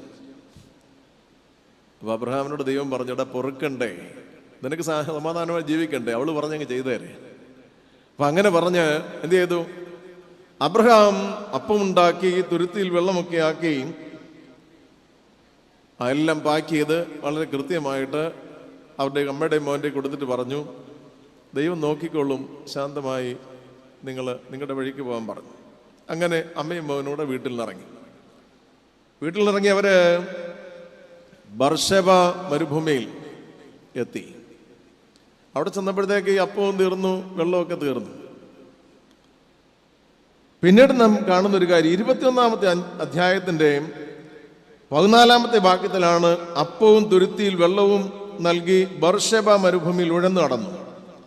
15-ാമത്തെ വാക്യത്തിൽ പറയുന്നത്, തുരുത്തിയിലെ വെള്ളം ചെലവായ ശേഷം അവൾ കുട്ടിയെ ഒരു കുറുങ്കാട്ടിൽ തണലിൽ ഇട്ടു എന്നാണ് പറയുന്നത്. എന്നിട്ട് ഒരമ്പിൻപാട് അകലെ മാറി നിന്ന് ഉറക്കെ കരയുകയാണ്. എന്താ കരയുന്നേ? എൻ്റെ കുഞ്ഞിൻ്റെ മരണം എനിക്ക് കാണാൻ കഴിയില്ല എന്ന് പറഞ്ഞിട്ട് ഉറക്കെ കരയുകയാണ്. ഈ കുട്ടിയെ എന്ത് ചെയ്യുന്ന പറയുന്നത്? ബാലനെ കുറ്റിക്കാട്ടിൽ ഇട്ടു എന്നാ പറയുന്നത്, അല്ലേ? എത്ര വയസ്സുള്ള ചെറുക്കനായത്? എത്ര? ഏറ്റവും കുറഞ്ഞത് ഇന്ത്യൻ കോണ്ടെക്സ്റ്റിൽ വോട്ട് ചെയ്യാൻ പ്രായമായ 18 വയസ്സുകാരൻ. എനിക്കൊരു സംശയം ഉണ്ടായിരുന്നു ഈ വേദഭാഗം ആദ്യമൊക്കെ വായിക്കുമ്പോൾ, നമ്മുടെ ഈ കാലഘട്ടത്തിലെ 365 ദിവസം എന്നൊക്കെ പറയുന്ന ആ ഒരു വയസ്സ് തന്നെ അന്നുണ്ടായിരുന്നത് അതിൽ കുറവായിരുന്നു. 365 ദിവസം ഒരു വർഷത്തിനുണ്ടായിരുന്നൊക്കെ എനിക്ക് സംശയം ഉണ്ടായിരുന്നു. പഴയ നിയമ അധ്യാപകരായിട്ടുള്ളവരോടൊക്കെ ഞാൻ 1-2 പേരോട് ഞാൻ ചോദിച്ചു, പറഞ്ഞു ഇന്നത്തെ കാലത്തെ ഒരു വയസ്സും അന്നത്തെ ഒരു വയസ്സും തമ്മിൽ വ്യത്യാസമുണ്ടെന്ന് പറയാൻ ഒരു നിവൃത്തിയും ഇല്ല എന്ന് തന്നെയാണ് പറഞ്ഞത്. എന്ന് പറഞ്ഞാൽ ഇന്നത്തെ വയസ്സ് തന്നെയാണ് അന്നത്തെ വയസ്സിന്റെ ഡ്യൂറേഷൻ എന്ന് അവർ പറഞ്ഞു. 18 വയസ്സെങ്കിലും ഏറ്റവും കുറച്ചുള്ള ഒരു മനുഷ്യൻ കുറ്റിക്കാട്ടിൽ കിടന്ന് കയ്യും കാലും ഇട്ട് അടിക്കുകയാണ്. എന്താ കാര്യം? ആരെങ്കിലും എനിക്ക് അപ്പവും വെള്ളവും തന്നില്ലെങ്കിൽ ഞാൻ മരിക്കുമെന്ന് പറഞ്ഞിട്ട്. എല്ലാം പിടിയും കിട്ടുന്നോ? ഇന്ത്യൻ സാഹചര്യത്തിൽ വോട്ട് ചെയ്യാൻ പ്രായമായ ചെറുക്കൻ തനിക്ക് ഈ മരുഭൂമിയിൽ ജലമില്ലെങ്കിൽ ജലവുമായി വന്ന തുരുത്തിയും കൊണ്ട് ദൂരെ പോയി വെള്ളമെടുത്തു കൊണ്ടുവന്ന് തന്റെ അമ്മയ്ക്ക് വെള്ളം കൊടുക്കേണ്ട ചെറുക്കൻ കയ്യും കാലും ഇട്ട് അടിക്കുകയാണ്. എന്തിനാണ്? ഞാൻ എഴുന്നേൽക്കില്ല. എന്താ കാര്യം? എനിക്ക് എൻ്റെ അമ്മ വെള്ളം കൊണ്ട് തരണമില്ലെങ്കിൽ, ആരെങ്കിലും വെള്ളം തരണമില്ലെങ്കിൽ ഞാൻ ഈ കിടപ്പ് ഇവിടെ കിടക്കും, ഞാനിവിടെ കിടന്ന് മരിക്കും എന്ന് പറയുകയാണ്. ജഡത്തിൽ നിന്ന് ജനിക്കുന്നവന്റെ ഭാവം ഇതാണ് എക്കാലവും. ഒരു ഗുണവും അവനെ കൊണ്ടുണ്ടാവില്ല. തല പൊക്കി നോക്കാൻ പോലും അവനെ കൊണ്ട് കഴിയില്ല. അവൻ മലന്നാ കിടക്കുന്നത്, കയ്യും കാലിട്ട് അടിക്കുകയാണ്, ഞാൻ മരിക്കുമെന്ന് പറഞ്ഞ് 18 വയസ്സ് തടിക്ക് പിടിക്കാൻ പ്രായമായവനാ. മനസ്സിലായില്ലേ? ഇത്രയും കാലം നിങ്ങൾ ധരിച്ചു ഈ ചെറുക്കന് 18 വയസ്സുണ്ടെന്ന്. എത്ര വയസ്സുണ്ടെന്നാ വിചാരിച്ചേ? നമ്മൾ 2 വയസ്സ് 3 വയസ്സൊക്കെ ഉള്ളതിനെ എങ്ങനെ കുട്ടിക്കാട്ടിൽ കൊണ്ടിട്ടു എന്നാണ് നമ്മൾ ധരിച്ചേ. 18 വയസ്സുള്ള ഈ കൊച്ചൻ, അമ്മയ്ക്ക് ചെലവിന് കൊടുക്കാൻ പ്രായമായവൻ, അവൻ കുറ്റിക്കാട്ടിൽ കിടന്ന് എനിക്ക് മരിക്കണമെന്ന് പറഞ്ഞിട്ട് ബഹളം ഉണ്ടായിക്കൊണ്ടിരിക്കുക. ഇപ്പോഴും നമ്മിൽ പലരും ഇതേ അനുഭവത്തിലാണ്. നമ്മുടെ ഈ അടുക്കളയിൽ കറി കരിയുമ്പോൾ ഏറ്റവും കൂടുതൽ കഷ്ണം വേണ്ട കറി അതാ, സാമ്പാറല്ല. ഞങ്ങളുടെ അവിടെയൊക്കെ അവിയല ആന്നല്ലോ, ഇവിടെ എങ്ങനെയല്ലയോ? ആന്നു. ഈ അവിയലിന് 2 വിധത്തിലരിയാം. ചിലർ ചെയ്യുന്ന എന്നാന്ന് ചോദിച്ചാൽ, അവിയലിന് എന്തെല്ലാം സാധനം വേണോ, എന്തെല്ലാം കഷ്ണങ്ങൾ വേണോ, അതെല്ലാം കൂടി ഒരു മുറത്തിലെടുത്തിട്ട് അത് മറ്റൊരു പാത്രത്തിലോട്ട് ക്ലീൻ ചെയ്തിട്ട് കൃത്യമായിട്ട് ഓരോന്നും അരിഞ്ഞ് വേവ് വ്യത്യാസമുണ്ട്. ഇപ്പോഴല്ലേ നമ്മൾ കുക്കറി വെക്കുന്നത്. പണ്ട് അമ്മ ഒരു കാലത്തിലൊക്കെ വെക്കുന്ന സമയത്ത് വേവിൻ്റെ ഏറ്റവും കൂടുതൽ വേവുള്ളതെന്ന് വെച്ചാൽ അത് തിളയ്ക്കുമ്പോൾ അടുത്തത് ഇടുന്നു. അങ്ങനെ ക്രമാനുഗതമായിട്ട് ആ അവിയലിൻ്റെ ടേസ്റ്റൊക്കെ ഇപ്പം നാവിൽ ഒരു 50 വയസ്സ് 40 വയസ്സൊക്കെ ഉള്ളവർക്കൊക്കെ നാവിൽ അറിയാം. അങ്ങനെ അവിയൽ വളരെ കൃത്യമായി ഉണ്ടാക്കും. അത് അടുപ്പിലോട്ട് വെച്ച് കഴിഞ്ഞാൽ ഈ വേസ്റ്റ് പാത്രത്തിൽ അത് കൃത്യമായിട്ടിരിക്കുകയാണ്. അത് കളയേണ്ട സ്ഥാനത്ത് കൊണ്ട് കളയാൻ പറ്റും. വേറെ ചില മിടുക്കരുണ്ട് അവിയലിനറിയുന്നവർ. അവർ സവോള കിടക്കുന്നിടത്ത് പോയിട്ട് ആ സവോള ക്ലീൻ ചെയ്തിട്ട് അതിന് തൊലി അവിടെ ഇടും, 2 സവോള എടുത്തുകൊണ്ടെങ്കിൽ പോരും. ഉരുളക്കിഴങ്ങ് കിടക്കുന്നിടത്ത് പോയിട്ട് അത് ക്ലീൻ ചെയ്തിട്ട് അതിൻ്റെ തൊലി അവിടെ ഇടും, കിഴങ്ങ് എടുത്തുകൊണ്ട് പോരും, തൊലി അവിടെ കിടക്കും. അപ്പം ഇങ്ങനെ എന്തെല്ലാം ഐറ്റം ഉണ്ടോ അതെല്ലാം ക്ലീൻ ചെയ്ത് അതാതിൻ്റെ സ്ഥാനത്ത് വെക്കും. എന്നിട്ട് ഇതെല്ലാം കൂടെ വെട്ടി അരിഞ്ഞ് കുക്കറിലോട്ട് വെച്ച് അടുപ്പയിൽ വെച്ച് കഴിഞ്ഞ് നോക്കുമ്പോൾ ഒരു കുട്ടിവനം പോലെ കിടക്കുകയാണ് ഈ അടുക്കള. അപ്പോൾ തലയിലോട്ട് കൈവച്ചിട്ട് ഒരു പ്രാക്കാണ്. എന്താണ്? വന്നന്ന് മുതൽ ഈ വീട്ടിലെ പണി തീർന്നിട്ടില്ല. മനസ്സിലായില്ലേ? വന്ന് കയറി അന്ന് മുതൽ തുടങ്ങിയതാണ്, ഈ വീട്ടിലെ പണി തീർന്നിട്ടില്ല. ഇപ്പം മറ്റേ സ്റ്റവിലോട്ട് കുക്കറിലല്ല ഒരു കലത്തിൽ വെച്ച് പാലൂടെ വെച്ചിട്ടുണ്ടായിരുന്നു. ഇപ്പം 2 ആളി കത്തുകൊണ്ടിരിക്കുക. അപ്പോഴുണ്ട് കോളിംഗ് ബെല്ല്. അല്ലെങ്കിൽ വീട്ടിലെ ഗതികേടാണ്. എന്താ? നാശം. ആരോ ഒരുത്തം വന്നു കയറി. വെച്ചെന്ന് കഥ തുറന്നപ്പോഴാണ് സ്വന്തം ആങ്ങളെയാണ് വന്നിരിക്കുന്നത്. അപ്പം അവനെ വളരെ സ്നേഹത്തോടെ വിളിച്ചടുത്തിരുത്തി. വെള്ളം വേണോടാന്ന് ചോദിച്ചപ്പോൾ പറഞ്ഞു, ഇല്ല ഞാൻ കുടിച്ചിട്ടാ വന്നതുകൊണ്ട് ഇപ്പം ചേച്ചി വെള്ളം എടുക്കണ്ട എന്ന് പറഞ്ഞു.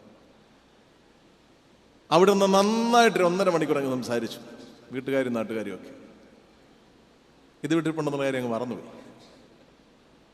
1.5 മണിക്കൂർ കഴിഞ്ഞ് വന്ന് നോക്കിയപ്പോഴാണ് എല്ലാം.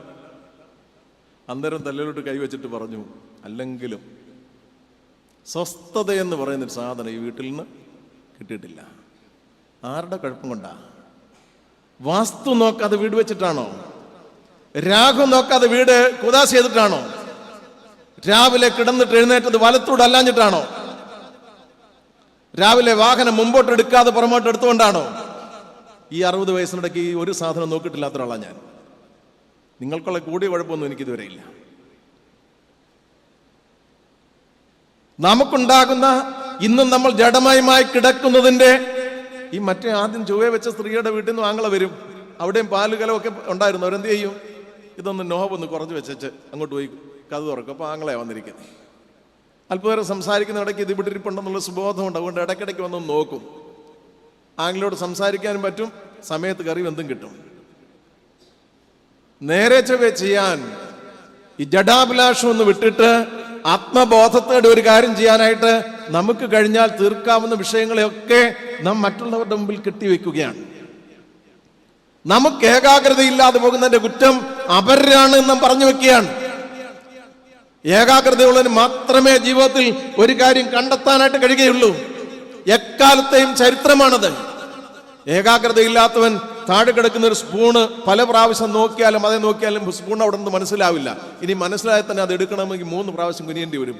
ആദ്യത്തെ പ്രാവശ്യം കിട്ടില്ല, 2ാം പ്രാവശ്യം കിട്ടില്ല, 3ാം പ്രാവശ്യം കിട്ടുകയുള്ളൂ. ഏകാഗ്രതയുള്ള ഒറ്റ നോട്ടിൽ കാണും, ആദ്യത്തെ എടുക്കൽ തന്നെ കയ്യിൽ കിട്ടും. ഈ വ്യത്യാസം എന്തുകൊണ്ടാണ്?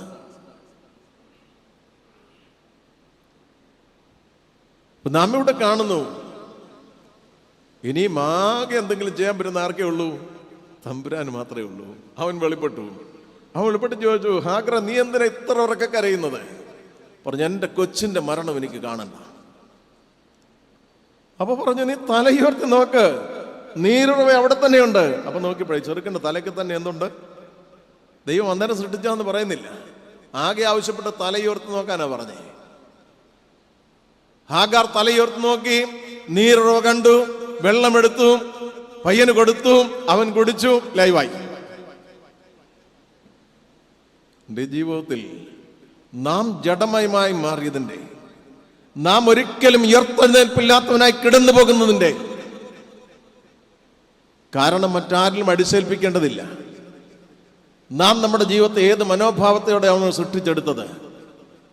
മാമോദിസ ഏറ്റിട്ടും ഇതിന് ജഡാഭിലാഷം. ഇന്ന് നമ്മുടെ വളർന്നു വരുന്ന കുഞ്ഞുങ്ങളുടെ ഒരു ധാരണയുണ്ട്. എന്താണെന്നറിയാമോ?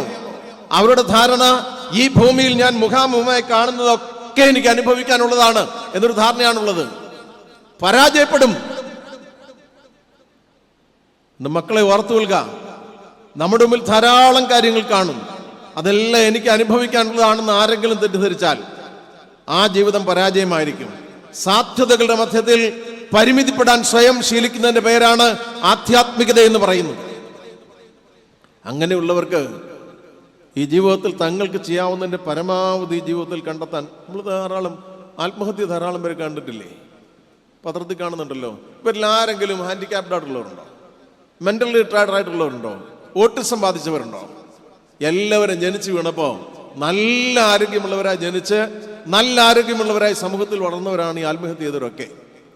ബാക്കി പരിമിതിയുള്ളവരൊക്കെ ഉണ്ടല്ലോ, അവരുടെ അനന്ത സാധ്യത എന്താണെന്ന് ജീവിതത്തിൽ കണ്ടെത്തി പരമാവധി സാധ്യതയിൽ വന്നു ചേരുന്നവരാണ്.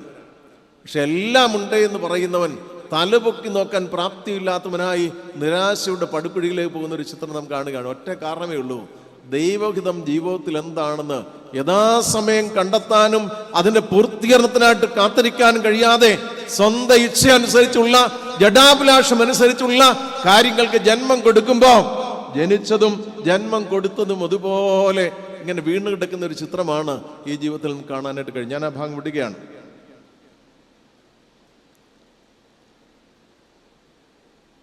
അങ്ങനെ ഹാഗറും ഇസ്മായിലും വീട്ടിൽ നിന്ന് പോയി. ദൈവം കുറച്ച് നാളുടെ അങ്ങോട്ട് കഴിയുമ്പോൾ അബ്രഹാമിനോട് പറഞ്ഞു, നീ മോറിയ ദേശത്ത് വരെ പോണം. മോറിയ ദേശത്ത് എന്തിനാ പോന്നേ?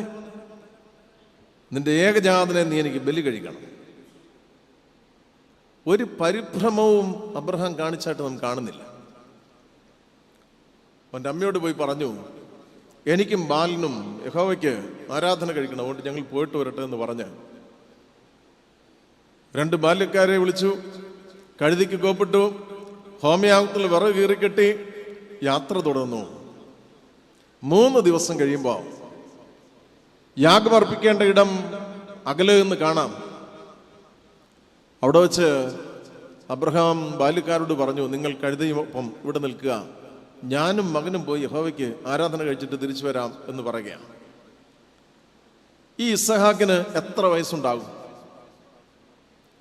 ബാലനെന്നാണ് പറഞ്ഞിരിക്കുന്നത്. അവൻ്റെ ഒരു 4-ാമത്തെ വയസ്സിലാണ് ഇസ്മായിൽ വീട്ടിൽ നിന്ന് പോകുന്നത്.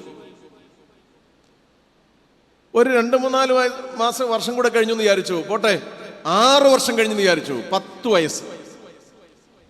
ഇസ്ഹാക്കിന് 10 വയസ്സുണ്ടെങ്കിൽ അബ്രഹാമിന് 110 വയസ്സുണ്ട്. ഈ ബാല്യക്കാർ നിൽക്കുന്നിടത്ത് നിന്ന് കീറി കെട്ടിയ വിറക് എന്ത് ചെയ്തു? 110 വയസ്സുകാരന് വഹിക്കാൻ കഴിയില്ലോ, അതുകൊണ്ട് അത് ഇസ്ഹാക്കിന്റെ തോളിൽ വെച്ചു. വെറും 10 വയസ്സ് മാത്രമുള്ള ബാലൻ ഒരു ശാന്തമായി ഈ മോറിയാമല കയറുകയാണ്. നടന്നു നീങ്ങിയപ്പോ വളരെ ഹൃദയസ്പർശിയായ ഒരു ചോദ്യം ഈ മകൻ അപ്പനോട് ചോദിക്കുകയാണ്. എന്താ ചോദിക്കുന്നത്? അപ്പാ, തീയുണ്ട്, വിറകുണ്ട്, ഹോമയാഗത്തിനുള്ള ആട്ടിൻകുട്ടി എവിടെ? നോർത്തു നോക്കിയേ, ഈ അപ്പന്റെ ഹൃദയം ഉലഞ്ഞു കാണും. അപ്പ തീയുണ്ട്, വിറകുണ്ട്, ഹോമയാഗത്തിനുള്ള ആട്ടിൻകുട്ടി എവിടെ? അബ്രഹാം എന്ത് പറഞ്ഞു? മകനെ ദൈവം കരുതിക്കൊള്ളുമെന്ന് പറഞ്ഞതായിട്ട് 22-ാം അധ്യായത്തിന്റെ 8-ാം വാക്യത്തിൽ രേഖപ്പെടുത്തിയിരിക്കുക. പിന്നീട് നാം അങ്ങോട്ട് കാണുന്നത്, ഈ അപ്പനും മകനും കൂടെ ഈ മല കയറുമ്പോൾ പല കാര്യങ്ങളും സംസാരിച്ചിട്ടുണ്ടാകും. പക്ഷെ ഈ യാഗം സംബന്ധിച്ച് എന്തെങ്കിലും ഒരു സംശയം പിന്നീട് മകൻ അപ്പനോട് ചോദിക്കുന്നതായിട്ട് നാം കാണുന്നില്ല. ഉണ്ടോ? ഒറ്റ സംശയം, അപ്പാ തീയുണ്ട്, വിറകുണ്ട്, ഹോമയാഗത്തിനുള്ള ആട്ടിൻകുട്ടി എവിടെയെന്ന് ചോദിച്ച ആ സംശയത്തിന് അപ്പൻ പറഞ്ഞ മറുപടി ദൈവം നോക്കിക്കൊള്ളുമെന്നാണ്. 10 വയസ്സുള്ള ഒരു ബാലന് തൻ്റെ അപ്പന്റെ ദൈവത്തെ നല്ല ബോധ്യമാണ്. ഇനി അവന് സംശയമില്ല. ഓർത്തഡോക്സ് സഭയുടെ വിശ്വാസത്തിൽ പിതാക്കന്മാരുടെ ദൈവം എന്ന് പറയുന്നുണ്ടല്ലോ, ഒരാഴമായ ബോധ്യമാണ്. പിതാക്കന്മാരുടെ ദൈവം, ആ ദൈവത്തിന് വേണ്ടി കാത്തിരുന്നിട്ടുള്ള പിതാക്കന്മാരുടെ അനന്തര തലമുറയാണ് നാം. പിതാക്കന്മാരുടെ ദൈവത്തെ ജീവിതത്തിൽ പരിചയപ്പെടാത്തവൻ ഒരു ദൈവത്തെയും ജീവിതത്തിൽ കണ്ടുപിടിക്കില്ല. ബാക്കിയൊക്കെ ജിമുക്കാണ്, കെട്ടുകാഴ്ച മാത്രമാണ്. ഈ 10 വയസ്സുകാരൻ വിറകുമേന്തിക്കൊണ്ട് പോകുമ്പോ തൻ്റെ അപ്പന്റെ ദൈവമെന്ന് പറഞ്ഞത് എൻ്റെ അപ്പനാണ് പറഞ്ഞത്. ഇതിനപ്പുറം ഒന്നുമില്ല, വേറൊന്നും അന്വേഷിക്കേണ്ട കാര്യമില്ല. എന്നെ കേൾക്കുന്ന പ്രിയപ്പെട്ട കുഞ്ഞുങ്ങളെ, കുറച്ചുപേർ നിങ്ങളിവിടെ ഉള്ളവരോട് എനിക്ക് പറയാനായിട്ടുള്ളത്, നിങ്ങളുടെ മാതാപിതാക്കന്മാരുടെ ജീവിതത്തിൻ്റെ ശ്രമകരമായ ചില അനുഭവങ്ങൾ, അല്ലെങ്കിൽ നിങ്ങളുടെ വലിയപ്പച്ചൻ്റെയും വല്യമ്മച്ചയുടെയും കാലഘട്ടത്തിലെങ്കിലും അവരേറെ അധ്വാനിച്ച ഒരു കാലഘട്ടം ജീവിതത്തിലുണ്ട്. ഇന്നത്തെ നിങ്ങൾ അനുഭവിക്കുന്ന നന്മകളൊന്നും ഇല്ലായിരുന്നൊരു കാലം. അന്ന് അവരൊരു ജീവിതം കണ്ടെത്തിയത് ദൈവാലയത്തിൽ നമസ്കാരം തുടങ്ങുന്നതിന് മുമ്പ് കിലോമീറ്ററുകൾ താണ്ടി ദൈവാലയത്തിൽ വന്ന് ഈ ത്രോണോസിലേക്ക് നോക്കി കണ്ണുനീരൊഴുക്കിയാണ് അവരുടെ ജീവിതം കണ്ടുപിടിച്ചത്. അതുകൊണ്ടാണ് ഇന്ന് ഒരു 85-90 വയസ്സുള്ള വീട്ടിലുള്ള അച്ഛനെ അമ്മയെ നോക്കിയാൽ അച്ഛൻ പള്ളിയിൽ വരുന്നതിന് മുമ്പ് ഇന്നും അവർ വരുന്നതിൻ്റെ കാരണം പണ്ടങ്ങനെ വന്നിരുന്നു എന്നുള്ളത് കൊണ്ടാണ്. പക്ഷേ മരുമക്കൾക്കും മക്കൾക്കും ഒക്കെ ധാരണ എന്താണ്? അപ്പച്ചനും അമ്മച്ചിക്കും വല്ല പണിയുണ്ട്, എപ്പോൾ വേണേ പാമല്ലോ എന്നുള്ളതാണ്. നല്ല പണി ഉണ്ടായിരുന്ന കാലത്തും 8-10 മക്കളെ ഒരു കൂലിവേല കൊണ്ട് അവർ വളർത്തിയിരുന്ന കാലത്തും ഞായറാഴ്ചയിൽ അവർ 7:30 നമസ്കാരം, 8:30 ആയിരുന്നു നമസ്കാരം. 15 മിനിറ്റ് നേരത്തെ 2-3-4 കിലോമീറ്ററുകൾ നടന്ന് ദൈവാലയത്തിൽ പോകുമായിരുന്നു. ആ അനുഭവത്തിലാണ് ഇന്നും അവർ ദൈവാലയത്തെ കാണുന്നത്. അല്ല, പണിയില്ലാഞ്ഞിട്ടല്ല, പണി ഉണ്ടായിരുന്ന കാലത്തും അങ്ങനെ തന്നെയാണ്. പക്ഷെ ഇപ്പം നമ്മൾ നോക്കുമ്പോൾ അവർക്ക് പോകാമല്ലോ, പണിയൊന്നും ഇല്ലല്ലോ എന്നുള്ളതാണ് നമ്മുടെ ധാരണ. അതുകൊണ്ട് നിങ്ങൾ അറിയണം, പിതാക്കന്മാരുടെ ദൈവം എന്നുള്ളത് അവർ പരിചയപ്പെടുത്തി തരും. നമുക്കറിയാമല്ലോ, നമ്മുടെ വീട്ടിൽ കുഞ്ഞ് ജനിച്ച ഉടനെ ആദ്യം നമ്മൾ ചെയ്യുന്നത് എന്തുവാ? തോട്ടത്തോടെ രജിസ്ട്രാർ ഓഫീസിൽ പോയി എന്ത് ചെയ്യും? വസ്തു, എനിക്കൊരു പിൻഗാമി ജനിച്ചിട്ടുണ്ട്, അതുകൊണ്ട് എനിക്കിനി സന്തോഷമായിട്ട് മരിക്കാം, അതുകൊണ്ട് ഇവന്റെ പേരിൽ എൻ്റെ വസ്തു എഴുതി കൊടുക്കുകയാണ് എന്ന് പറഞ്ഞിട്ട് രജിസ്റ്റർ ആണോ ചെയ്യുന്നേ? ആണോ? അല്ല. പിന്നെന്താ ചെയ്യുന്നേ? 2 മാസത്തിനുള്ളിൽ ദൈവാലയത്തിൽ കൊണ്ടുവന്ന് മാമോദിസ മുക്കും. എന്താണ്? എനിക്ക് ജനിച്ചവൻ എൻ്റെ ദൈവത്തെ അറിയണം, ആ വിശ്വാസം അറിയണം, അതിൽ വളരണം. മനസ്സിലായില്ലേ? അതുകൊണ്ട് രജിസ്ട്രാർ ഓഫീസിൽ പോയി വസ്തു എഴുതി വെക്കുമല്ലേ ചെയ്യുന്നേ? ഇവിടെ രജിസ്റ്റർ ചെയ്യുക ചെയ്യുന്നേ. മാമോദിസ രജിസ്റ്ററിൽ, ദൈവരാജ്യത്തിൻ്റെ രജിസ്റ്ററിൽ പേരെഴുതുക ചെയ്യുന്നേ. എൻ്റെ വിശ്വാസത്തിൽ, എൻ്റെ പിതാക്കന്മാരുടെ വിശ്വാസത്തിൽ എൻ്റെ തലക്കൽ തിരികെത്തിക്കാനായിട്ട് പ്രാപ്തിയുള്ള ഒരുത്തൻ ജനിച്ചു, അവനെ ഈ വിശ്വാസത്തിൽ ഞാൻ രജിസ്റ്റർ ചെയ്യുകയാണ്. നിങ്ങളറിയണം, നിങ്ങളുടെ ജീവിതത്തിൻ്റെ നന്മ നിങ്ങളുടെ മാതാപിതാക്കന്മാരോ നിങ്ങളുടെ വലിയപ്പച്ചനോ വലിയമ്മച്ചിയോ നിങ്ങളോട് ആവശ്യപ്പെടുന്നിടത്തോളം ആവശ്യപ്പെടാൻ കഴിയുന്ന ഒരു വ്യക്തിയുമില്ല. അതുകൊണ്ട് അവർ പരിചയപ്പെടുത്തിരുന്ന ദൈവം പിതാക്കന്മാരുടെ ദൈവമാണെങ്കിൽ, ഇപ്പോൾ ഓടുന്ന ഒത്തിരി പേരുണ്ട്, അതുകൊണ്ട് എല്ലാം അങ്ങനെയാണെന്ന് പറയാൻ നിവർത്തിയില്ല. ആ പിതാക്കന്മാരുടെ ദൈവത്തെ മനസ്സിലാക്കിയാൽ ഇസ്ഹാക്കിന്റെ സംശയം ഒറ്റ ചോദ്യത്തിൽ പരിഹരിക്കപ്പെടുകയാണ്. ദൈവം നോക്കുമെന്ന് പറഞ്ഞാൽ എന്നെ അത്ഭുതപ്പെടുന്ന ഒരു കാര്യമുണ്ട്. കന്യാമറിയാമിന് വചനിപ്പ് കിട്ടിയത് ഏത് പ്രായത്തിലാണെന്ന് പറയുന്നേ? 13 വയസ്സെന്നൊക്കെയാ പറയുന്നേ. 13ാമത്തെ വയസ്സിൽ ഗബ്രിയേൽ മലാഖ വന്നിട്ട് അവളോട് പറഞ്ഞു, കൃപ നിറഞ്ഞവളെ, നിനക്ക് സമാധാനം. താഴോട്ടുള്ള കാര്യങ്ങളൊക്കെ നമുക്കറിയാം. നീ ഒരു പുത്രനെ പ്രസവിക്കും. അവളുടെ ചോദ്യം, ഞാൻ പുരുഷനെ അറിഞ്ഞിട്ടില്ലാക്കിയാൽ എങ്ങനെ സംഭവിക്കും? ആ ചോദ്യം നമ്മൾ സാധാരണ ആക്ഷരികമായി കാണുന്ന അർത്ഥമൊന്നുമല്ല, വ്യത്യാസമാണ്. അത് പറയാൻ നേരമില്ല, അതിനെ പോകുന്നില്ല. അതൊരു നീതിയുടെ ചോദ്യമാണ്, തൻ്റെ മാത്രം വ്യക്തിപരമായിട്ടുള്ള ചോദ്യമല്ല, എല്ലാ കന്യകമാരെയും ബന്ധപ്പെടുത്തിയുള്ള ചോദ്യമാണ്, തലമുറകളിൽ കന്യകമാരുടെ അസ്തിത്വവുമായി ബന്ധപ്പെട്ടൊരു ചോദ്യമാണ്. അത് പോകട്ടെ, ഞാനത് വിടുക. എങ്ങനെ സംഭവിക്കുന്ന ചോദിക്കും. മാലാഖ പറയുന്നത്, പരിശുദ്ധാത്മാവ് നിന്റെ മേൽ വരും, അത്യുന്നതന്റെ ശക്തി നിന്നിൽ ആവസിക്കും. നമ്മൾ നോർത്ത് നോക്കിയേ, പരിശുദ്ധാത്മാവെന്ന വാക്ക് ഈ 13 വയസ്സുകാർക്ക് എവിടുന്ന് മനസ്സിലായി? പുതിയ നിയമത്തിൽ മാമോദിസായിൽ കർത്താവിൽ ഇറങ്ങി ആവസിക്കുന്ന പരിശുദ്ധാത്മാവിനെ യോഹന്നാൻ ഐഡന്റിഫൈ ചെയ്യുന്നുണ്ട്. പിന്നീട് മുമ്പോട്ട് പോകുമ്പോൾ തൻ്റെ മരണത്തിന് മുമ്പായിട്ടാണ് വരുവാനുള്ള നിത്യമായ കൂടെ ഇരുന്ന് വഴി നടത്തുന്ന കാര്യസ്ഥനെ കുറിച്ച് കർത്താവ് പഠിപ്പിക്കുന്നത്. തൻ്റെ പുനരുത്ഥാനത്തിന് ശേഷമാണ് കർത്താവ് 12 മേൽ ഊതി നിങ്ങൾ പരിശുദ്ധാത്മാവിനെ കൈക്കൊള്ളും. ഇപ്പം ചിലരൊക്കെ പറഞ്ഞ ഒരുത്തൻ്റെ മേലെ ഊതിയുള്ളെന്നാ. പരിശുദ്ധാത്മാവ് ഒരുത്തിന് മാത്രമേ കിട്ടിയുള്ളൂ. തോമാസിലൊക്കെ ചുമ്മാ അതൊക്കെ കിടക്കായിരുന്നാ പറഞ്ഞത്. പോട്ടെ, അതൊന്നും പറഞ്ഞു പോയാൽ എനിക്ക് സമയത്ത് തീർക്കാൻ പറ്റില്ല. ഇതിനൊക്കെ നല്ല ആധികാരികമായ മറുപടി പറയാനായിട്ടുണ്ട്. പിന്നെ ചിലർക്കൊക്കെ ഇതൊരു സന്തോഷമാണല്ലോ, എന്തെങ്കിലുമൊക്കെ പറഞ്ഞ് സഭയെ മോശമാക്കുക. അവർ സന്തോഷിക്കട്ടെ. ചിലർക്ക് അങ്ങനെ പറഞ്ഞ് പരിഹസിച്ച് ചെയ്യുന്നതിലാണ് താല്പര്യമെങ്കിൽ അവരങ്ങനെ ചെയ്യട്ടെ. അപ്പൊ അവിടെ വെച്ചാണ് പിന്നീട് നമ്മൾ കാണുന്നത്, നിങ്ങൾ പരിശുദ്ധാത്മാവിനെ കൈക്കൊള്ളുമെന്ന് പറഞ്ഞ് കർത്താവ് അവരുടെ മേൽ ഊതുന്നത്. പിന്നെ പെന്തിക്കോസ്ത് നാളിലാണ് പരിശുദ്ധാത്മാവ് സഭയുടെ മേൽ 12 ശ്ലീഹന്മാർ മുഖാന്തരമായിട്ട് വരുന്നത്. ഇതിന് കാലങ്ങൾക്ക് മുമ്പ് 30 വർഷമെങ്കിലും മുമ്പ്, കർത്താവ് സ്നാനമേൽക്ക് 30-ാം വയസ്സിലാണല്ലോ, ഒരു 31 വർഷങ്ങൾക്ക് മുമ്പ് ഗബ്രിയേൽ മാലാഖ വന്നിട്ട് പറയുകയാണ് ഈ കന്യകയോട്, പരിശുദ്ധാത്മാവ് നിന്റെ മേൽ വരും. അവൾ എവിടുന്ന് പഠിച്ചു പരിശുദ്ധാത്മാവിനെ? തെളിമയോടെ പരിശുദ്ധാത്മാവിനെ കുറിച്ച് ഒന്നും പഠിപ്പിച്ചിട്ടില്ലാത്ത പഴയ നിയമ പശ്ചാത്തലത്താണ് അവൾ അവളുടെ ആത്മീയത കണ്ടെത്തിയിരിക്കുന്നത്. യൗസേപ്പും അങ്ങനെ തന്നെയാണ്, അവനോട് പറയുന്നത് തന്നെയാണ്, പരിശുദ്ധാത്മാവ് മുഖാന്തരമാണെന്ന് പറയുകയാണ്. പക്ഷെ തെളിമയില്ലായിരുന്ന ഒരു കാലത്ത് പോലും പരിശുദ്ധാത്മാവിനെ കുറിച്ച് ഉള്ളതിന്റെ പരമാവധി പഠിക്കാൻ ഈ ബാല്യപ്രായത്തിൽ അവളെ കൊണ്ട് കഴിഞ്ഞത് കൊണ്ടാണ് ഈ ദർശനം ആശങ്ക കൂടാതെ ഏറ്റെടുക്കാൻ അവളെ കൊണ്ട് കഴിഞ്ഞത്. ഇത് മനസ്സിലാക്കണം.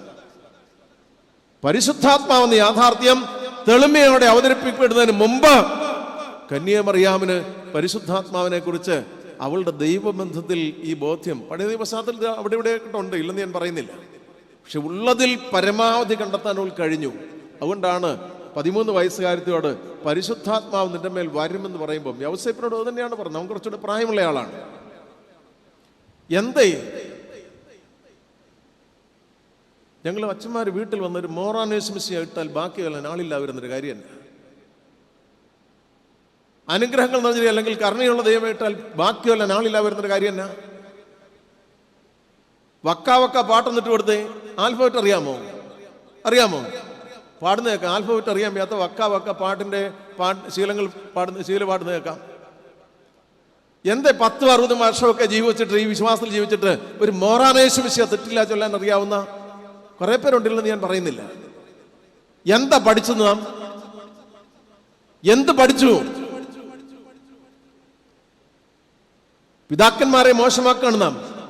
പിതാക്കന്മാർ ദൈവത്തെ മോശമാക്കുകയാണ്. ഇവിടെ 10 വയസ്സുകാരൻ ബാലനോട് എന്റെ ദൈവം നോക്കുമെന്ന് പറഞ്ഞപ്പോ പഞ്ചപുച്ഛമടച്ച് വിറകുമേന്തി അവൻ മലമുകളിലേക്ക് പോവുകയാണ്. പിതാക്കന്മാര് ഈ വിറകേന്തിക്കൊണ്ട് പോകുന്നവനെ കുറിച്ച് പറഞ്ഞു. എന്താണെന്നറിയാമോ? സ്വയം ബലിപീഠമാകുവാൻ ഉള്ള കുരിശുമേന്തിക്കൊണ്ട് കാൽവറിയിലേക്ക് നടന്നു പോയ മശിഹാ തമ്പുരാനെ സൂചിപ്പിക്കുകയാണെന്ത്? തനിക്ക് താൻ ഹോമയാഗമായി അർപ്പിക്കപ്പെടുവാനായിട്ടുള്ള വിറകുമേന്തിക്കൊണ്ട് ഈ ഇസ്ഹാക്ക് മോറിയാമലയിലേക്ക് കയറി പോകുന്നത്. അതായത് ഈ 10 വയസ്സ് പ്രായമുള്ള ഈ ബാലൻ അവനെ ഹോമയാഗമാക്കുവാനായിട്ടുള്ള വിറകുമേന്തിക്കൊണ്ട് മല കയറുകയാണ്.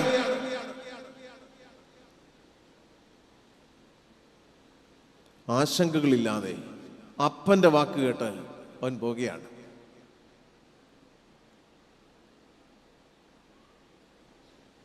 ഇതേ അർത്ഥത്തിലാണ് കർത്താവ് പറഞ്ഞത്, തന്റെ കുരിശെടുത്തുകൊണ്ട് എന്നെ അനുഗമിക്കാത്ത ഒരുവനും എന്റെ ശിഷ്യനായിരിക്കാൻ കഴിയില്ല.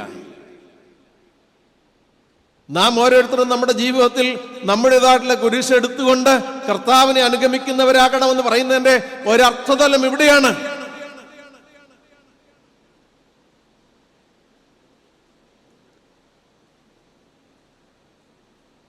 കുരിശുമേന്തി കാൽവറയിലേക്ക് സ്വയം യാഗമായി തന്റെ ബലിപീഠവും എടുത്തുകൊണ്ട് പോയ സൂനുവിനെ സൂചിപ്പിക്കുന്നു.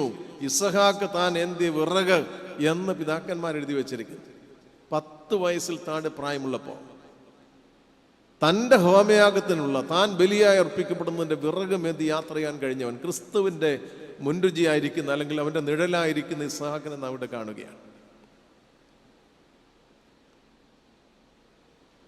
വീണ്ടും ഹൈന്ദവ ചിന്തയില് പുത്രൻ ആരാണ് എന്ന ചോദ്യത്തിന് ഒരു മറുപടിയുണ്ട്. ആരാണ് പുത്രൻ എന്ന് ചോദിച്ചാൽ ആൺകുട്ടികളില്ലാത്ത അപ്പന്മാർക്ക് ലഭിക്കുന്ന നരകമുണ്ട്. അതിൻ്റെ പേര് പുത്തെന്നാണ്. PUT എന്നാണ് ഇംഗ്ലീഷിൽ എഴുതുന്നത്.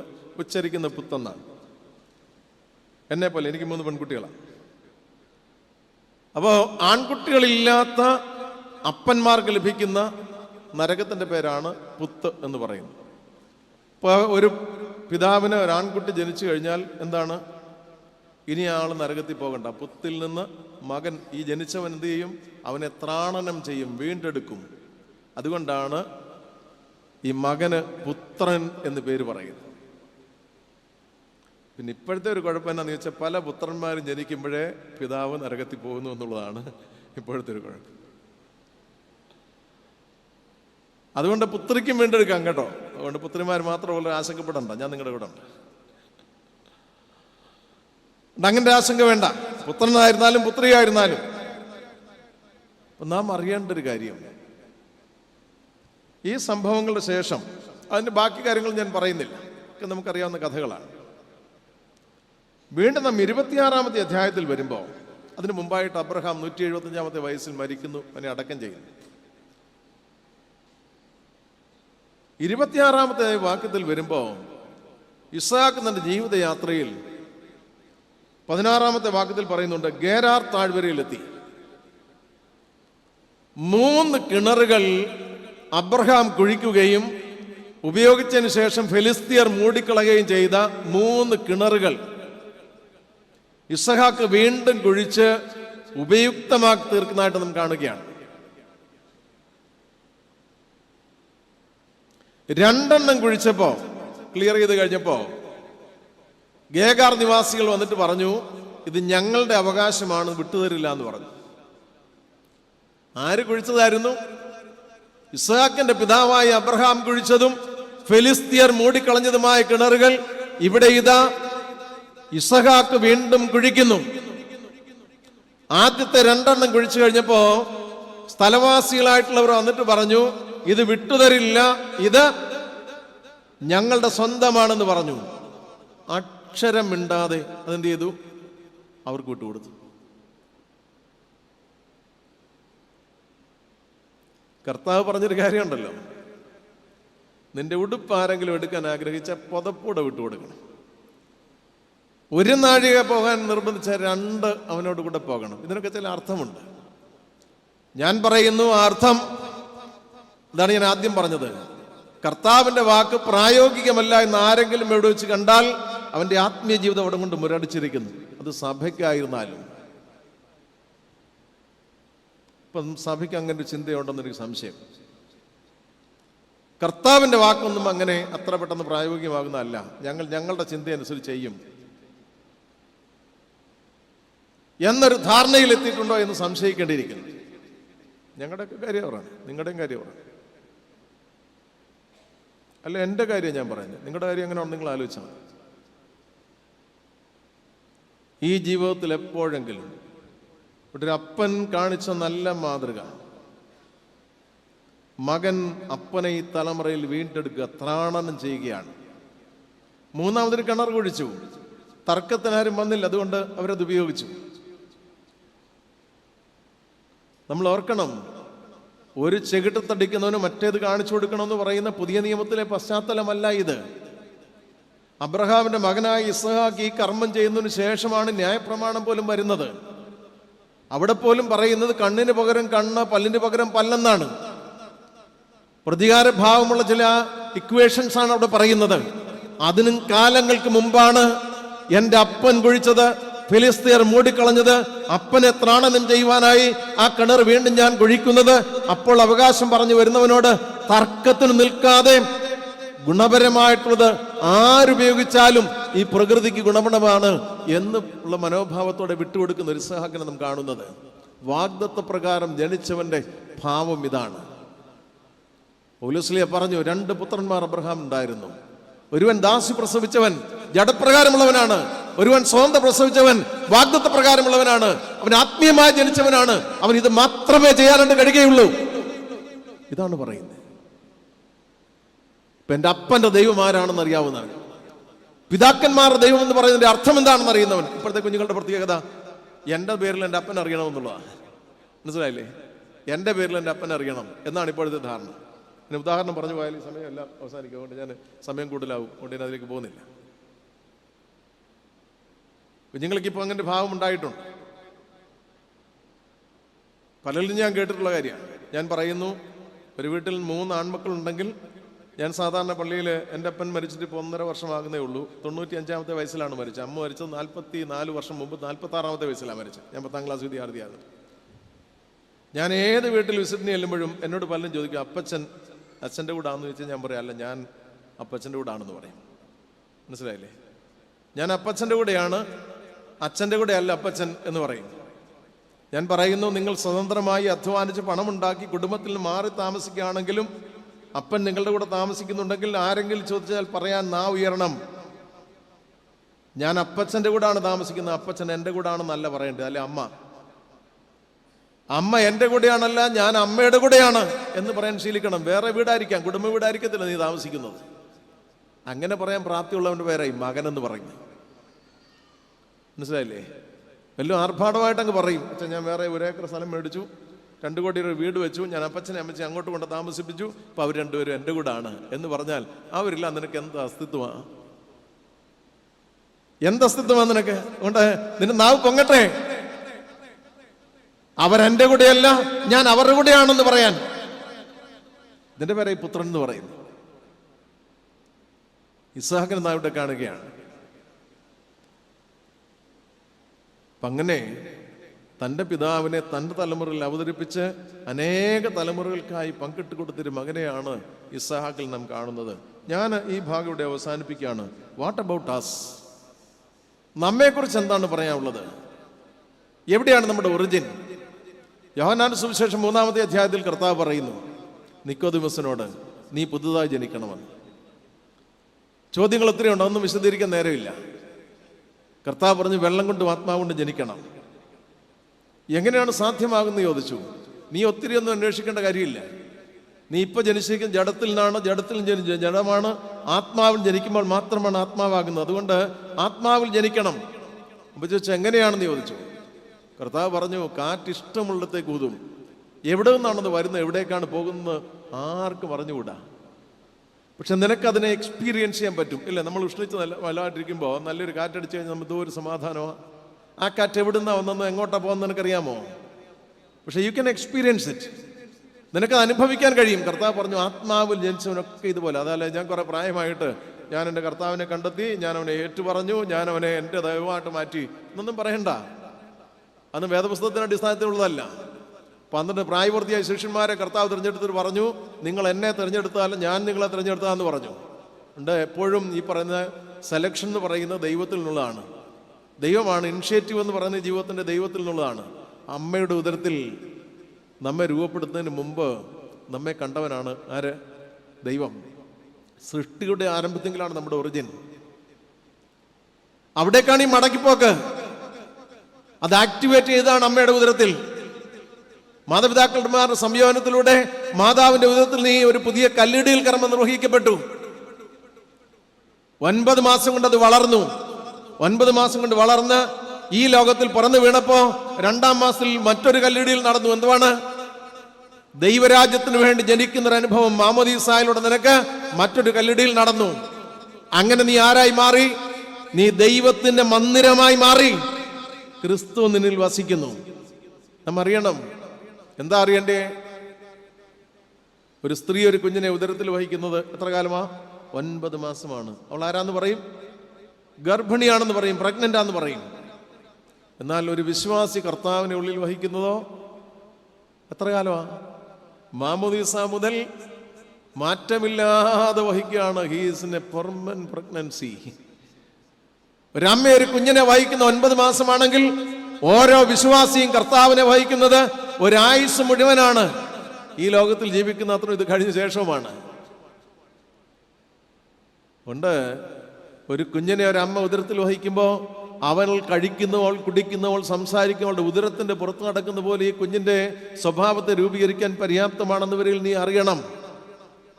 മദ്യം കുടിക്കുന്നവൻ അറിയണം, നീ വായിലേക്ക് ഒഴിക്കുന്ന മദ്യം കർത്താവിന്റെ വായിലാണ് വീഴുന്നത്. നീ പുകവലിക്കുമ്പോൾ ഉള്ളിലുള്ള കർത്താവ് പാസീവ് സ്മോക്കറാകുകയാണ്.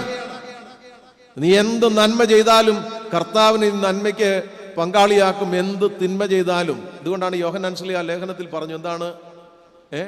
നിങ്ങൾ എന്തെങ്കിലും കാര്യങ്ങൾ സത്യത്തിന് വിപരീതമായി ചെയ്താൽ നിങ്ങൾ ദൈവത്തെ അസത്യവാദിയാക്കുന്നു. നിന്നിൽ വസിക്കുന്നവനെ നീ അല്ല അസത്യവാദിയാകുന്നത്. നിന്നിൽ വസിക്കുന്ന നീ ആരുടെ ആലയമാകുന്നുവോ നിന്നിൽ വസിക്കുന്ന ദൈവത്തെ നീ അസത്യവാദിയാക്കുന്നു എന്നാണ് പറയുന്നത്. നീ എന്ത് അപരാധം ചെയ്താലും കൊണ്ട് ഈ നോമ്പിൽ ഒരു കാഴ്ച, നല്ലൊരു ബോധ്യം, അന്ത്രയോസ് ബാബയെ പോലെ ഒരു ബോധ്യം. എൻ്റെ ഉള്ളിൽ വസിക്കുന്നവൻ, അവനെ അവതരിപ്പിക്കാനായിട്ടാണ് ജീവിതം. അവനെന്ത് സത്യവും എന്ത് നന്മയുമാണോ ജീവിതത്തിൽ നൽകിയിട്ടുള്ളത്, ഏത് സ്നേഹമാണോ പകർന്നു നൽകിയത്, അതിനെ അവതരിപ്പിക്കുവാൻ ഇടമാണ് എന്ന് പൂർണ്ണ ബോധ്യത്തോടുകൂടെ അവനെ ഞാൻ ഗർഭം ധരിച്ചിരിക്കുന്നു, എന്നിൽ അവൻ വസിക്കുന്നു, അവന് ചേരുന്നത് ഞാൻ കഴിക്കൂ, അവന് ചേരുന്നത് ഞാൻ കുടിക്കൂ. ഞാൻ സാധാരണ പറയാറുണ്ട്, എനിക്ക് വേണ്ടി മനുഷ്യാവതാരം ചെയ്തതിനു വേണ്ടി മനുഷ്യവൽക്കരിക്കപ്പെട്ടവനാണ് ഞാൻ. ഒരിക്കൽ അവനവനക്ക് വേണ്ടി മനുഷ്യാവതാരം ചെയ്തു, ഈ തലമുറയിൽ ഞാൻ അവന് വേണ്ടി മനുഷ്യാവതാരം ചെയ്തിരിക്കുന്നു. അതുകൊണ്ട് മറ്റൊന്നും എനിക്ക് ചിന്തിക്കാനായിട്ടില്ല. നാം ഓർക്കണം, നമ്മളിപ്പോൾ ദൈവാലയത്തിന് നിർമ്മിതി നടത്തുവാണല്ലോ, റെനോവേഷൻ വർക്കാണെന്ന് ഞാൻ മനസ്സിലാക്കുന്നത്. നമുക്കറിയാം, ഒരു ദൈവാലയം പണിയുമ്പോൾ പല പള്ളികളിലും ഈ കല്ലടിയിൽ പെരുന്നാൾ നടത്താറുണ്ട്. അതിൻ്റെ അർത്ഥം എന്താണ്? ഒരിടവ് രൂപീകൃതമായി ഒരു ദൈവാലയം പണിയുമ്പോൾ പ്രാർത്ഥനാപൂർവമായിട്ടൊരു കല്ലിട്ട് പണി ആരംഭിക്കുന്നതിനാണ് ഈ കല്ലടിയിൽ. അതിൻ്റെ സ്മരണയാണ് കല്ലടിയിൽ പെരുന്നാളായിട്ട് ആഘോഷിക്കുന്നത്. ഒരു ദൈവാലയത്തിന് 2 കല്ലടിയിലുണ്ട്. ആദ്യത്തെ കല്ലിട എന്ന് പറയുന്നത് ഈ കല്ലും മണ്ണും കൊണ്ടുള്ള ഈ ബിൽഡിംഗ് പണിയാനായിട്ടുള്ള ഒരു കല്ലിടയിലുണ്ട്. രണ്ടാമതൊരു കല്ലിടയിലുണ്ട്. എന്താണ്? പെരുന്നാളിൻ്റെ ദിവസം എന്ന് പറയുന്നത് സന്ധ്യയും പ്രഭാതവുമായിട്ടാണ് ഡിവൈഡ് ചെയ്തിരിക്കുന്നത്. സന്ധ്യ നമസ്കാരത്തോട് ചേർന്നാണ് അതിൻ്റെ 1-ാം ഭാഗം. 2-ാം ഭാഗമാണ് പ്രഭാത നമസ്കാരത്തോട്, അതിനുശേഷമാണ് കുർബാന. ഈ 1-ാം ഭാഗത്തിൽ ഏറ്റവും പ്രധാനപ്പെട്ട കാര്യം കർത്താവിൻ്റെ പ്രതീകമായിരിക്കുന്ന ഒരു കുരിശും 12 ശ്ലീഹന്മാരുടെ പ്രതീകങ്ങളായിരിക്കുന്ന 12 കല്ലുകളും ഒരു ചെപ്പിലാക്കി മൂറനഭിഷേകം ചെയ്ത് അത് സ്ലീബാഘോഷിക്കുന്ന പോലെ ആഘോഷിച്ച് ഈ ത്രോണോസിന്റെ അടിയിൽ ഒരു കല്ലടിയിലുണ്ട്. അതാണ് 1-ാമത്തെ കാര്യം. ദൈവാലയമായി മാറുന്നതിന്റെ കല്ലടിയിൽ. ആദ്യത്തെ എന്താണ്? ഈ ബിൽഡിംഗ് പണിയുന്നതിന്റെ, കല്ലും മണ്ണ് ഉപയോഗിച്ച് പണിയുന്നതിന്റെ കല്ലടിയിൽ. അങ്ങനെ പണിതാൽ ഇത് പെയ്ത്തും മാത്രമേ ആകത്തുള്ളൂ. പക്ഷെ അതിനുശേഷമുള്ള ഈ കല്ലിടിയിലാണ് ഇതിനെ ദൈവാലയമായി മാറ്റുന്നത്. എന്ന് പറഞ്ഞ പോലെയാണ് മനുഷ്യജീവിതത്തിന് 2 കല്ലിടിയിലുണ്ട്. ഒന്ന് അമ്മയുടെ ഉദരത്തിലാണ്, രണ്ടാമത് മാംസത്തൊട്ടിയിലാണ്. സമാനമായ 2 കല്ലിടിയിൽ ഒരു ദൈവാലയത്തിനുണ്ട്. ആ ദൈവാലയം പണി ആരംഭിക്കുമ്പോൾ കല്ലും മണ്ണ് ഉപയോഗിച്ച് പണിയാനായിട്ടൊരു കല്ലിടിയിൽ, അത് കഴിഞ്ഞിട്ട് ദൈവാലയമായി പൂർത്തി. എന്തൊരു സമാനതയാന്ന് ഓർത്ത് നോക്കിയേ.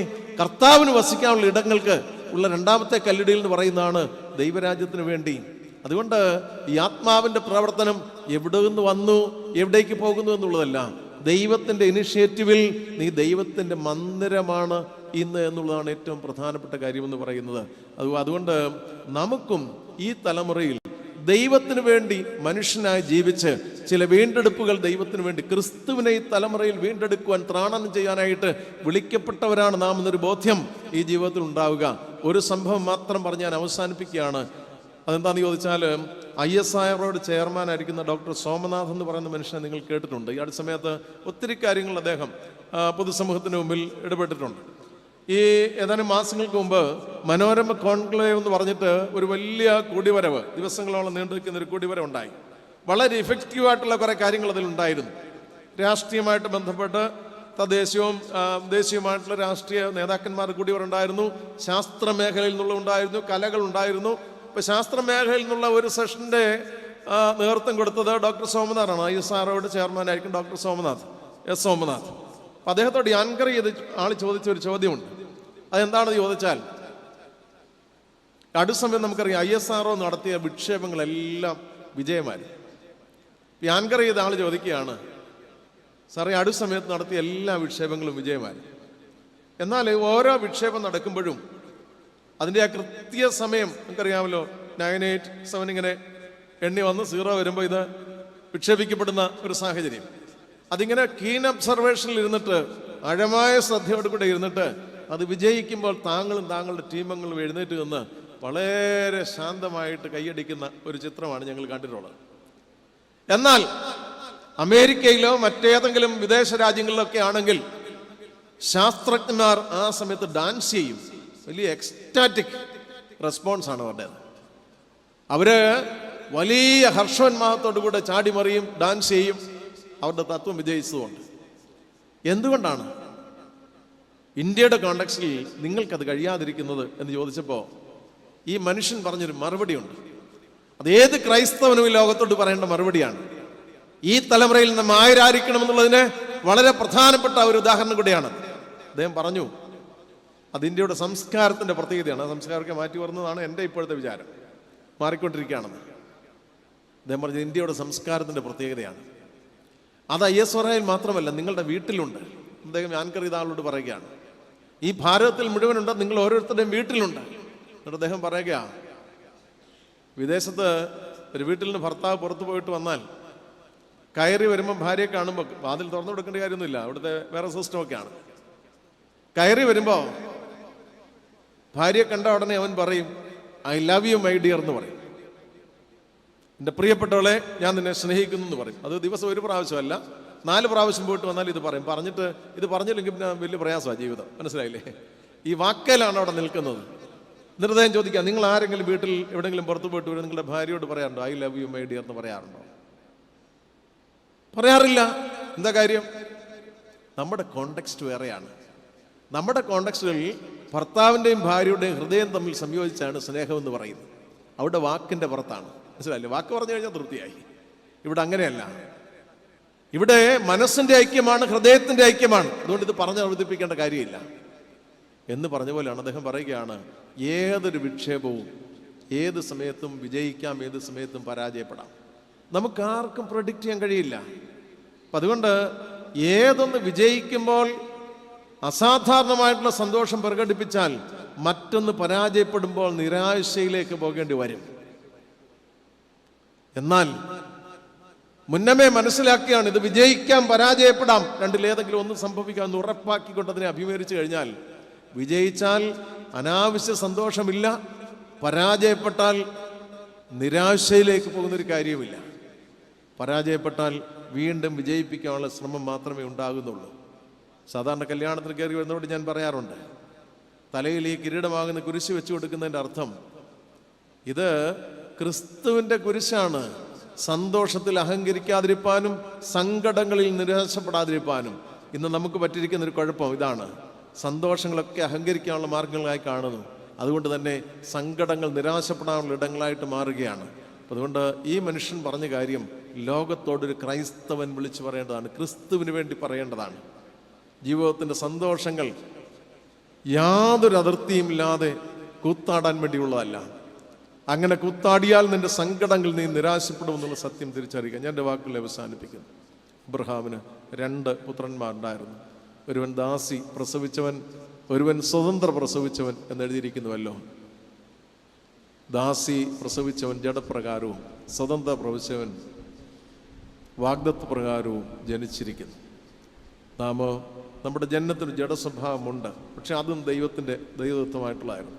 പക്ഷെ ഇന്ന് നാം അവൻ്റെ ആലയങ്ങളായി രൂപപ്പെട്ട് അവനെ ഈ തലമുറയിൽ അവതരിപ്പിക്കുവാൻ, പിതാക്കന്മാരെ അവതരിപ്പിക്കുവാൻ, പിതാക്കന്മാർ ദൈവത്തെ അവതരിപ്പിക്കുവാൻ, അനന്തര തലമുറയ്ക്ക് സംഗതമാക്കി കൊടുക്കുവാൻ വേണ്ടി വിളിക്കപ്പെട്ടവരാണ്. അതുകൊണ്ട് ഞാൻ എൻ്റെ ദൈവത്തിന് എന്താകുന്നെന്ന് ബോധ്യപ്പെട്ട് അന്ത്രയോസ് ബാബയെ പോലെ ഔന്നത്യമുള്ള, സാക്ഷ്യമുള്ള, വിശുദ്ധിയുള്ള ഒരു ജീവിതം ഈ തലമുറയിൽ അവതരിപ്പിക്കുവാൻ ഇടയാകട്ടെ എന്ന് ആഗ്രഹിച്ചുകൊണ്ട് പ്രാർത്ഥിച്ചുകൊണ്ട് ഞാൻ എൻ്റെ വാക്കുകൾ വിരമിക്കുന്നു. വന്യരായ വൈദികരെല്ലാവരോടും നിങ്ങളെല്ലാവരോടുള്ള സന്തോഷം അറിയിച്ചുകൊണ്ട് വരാം.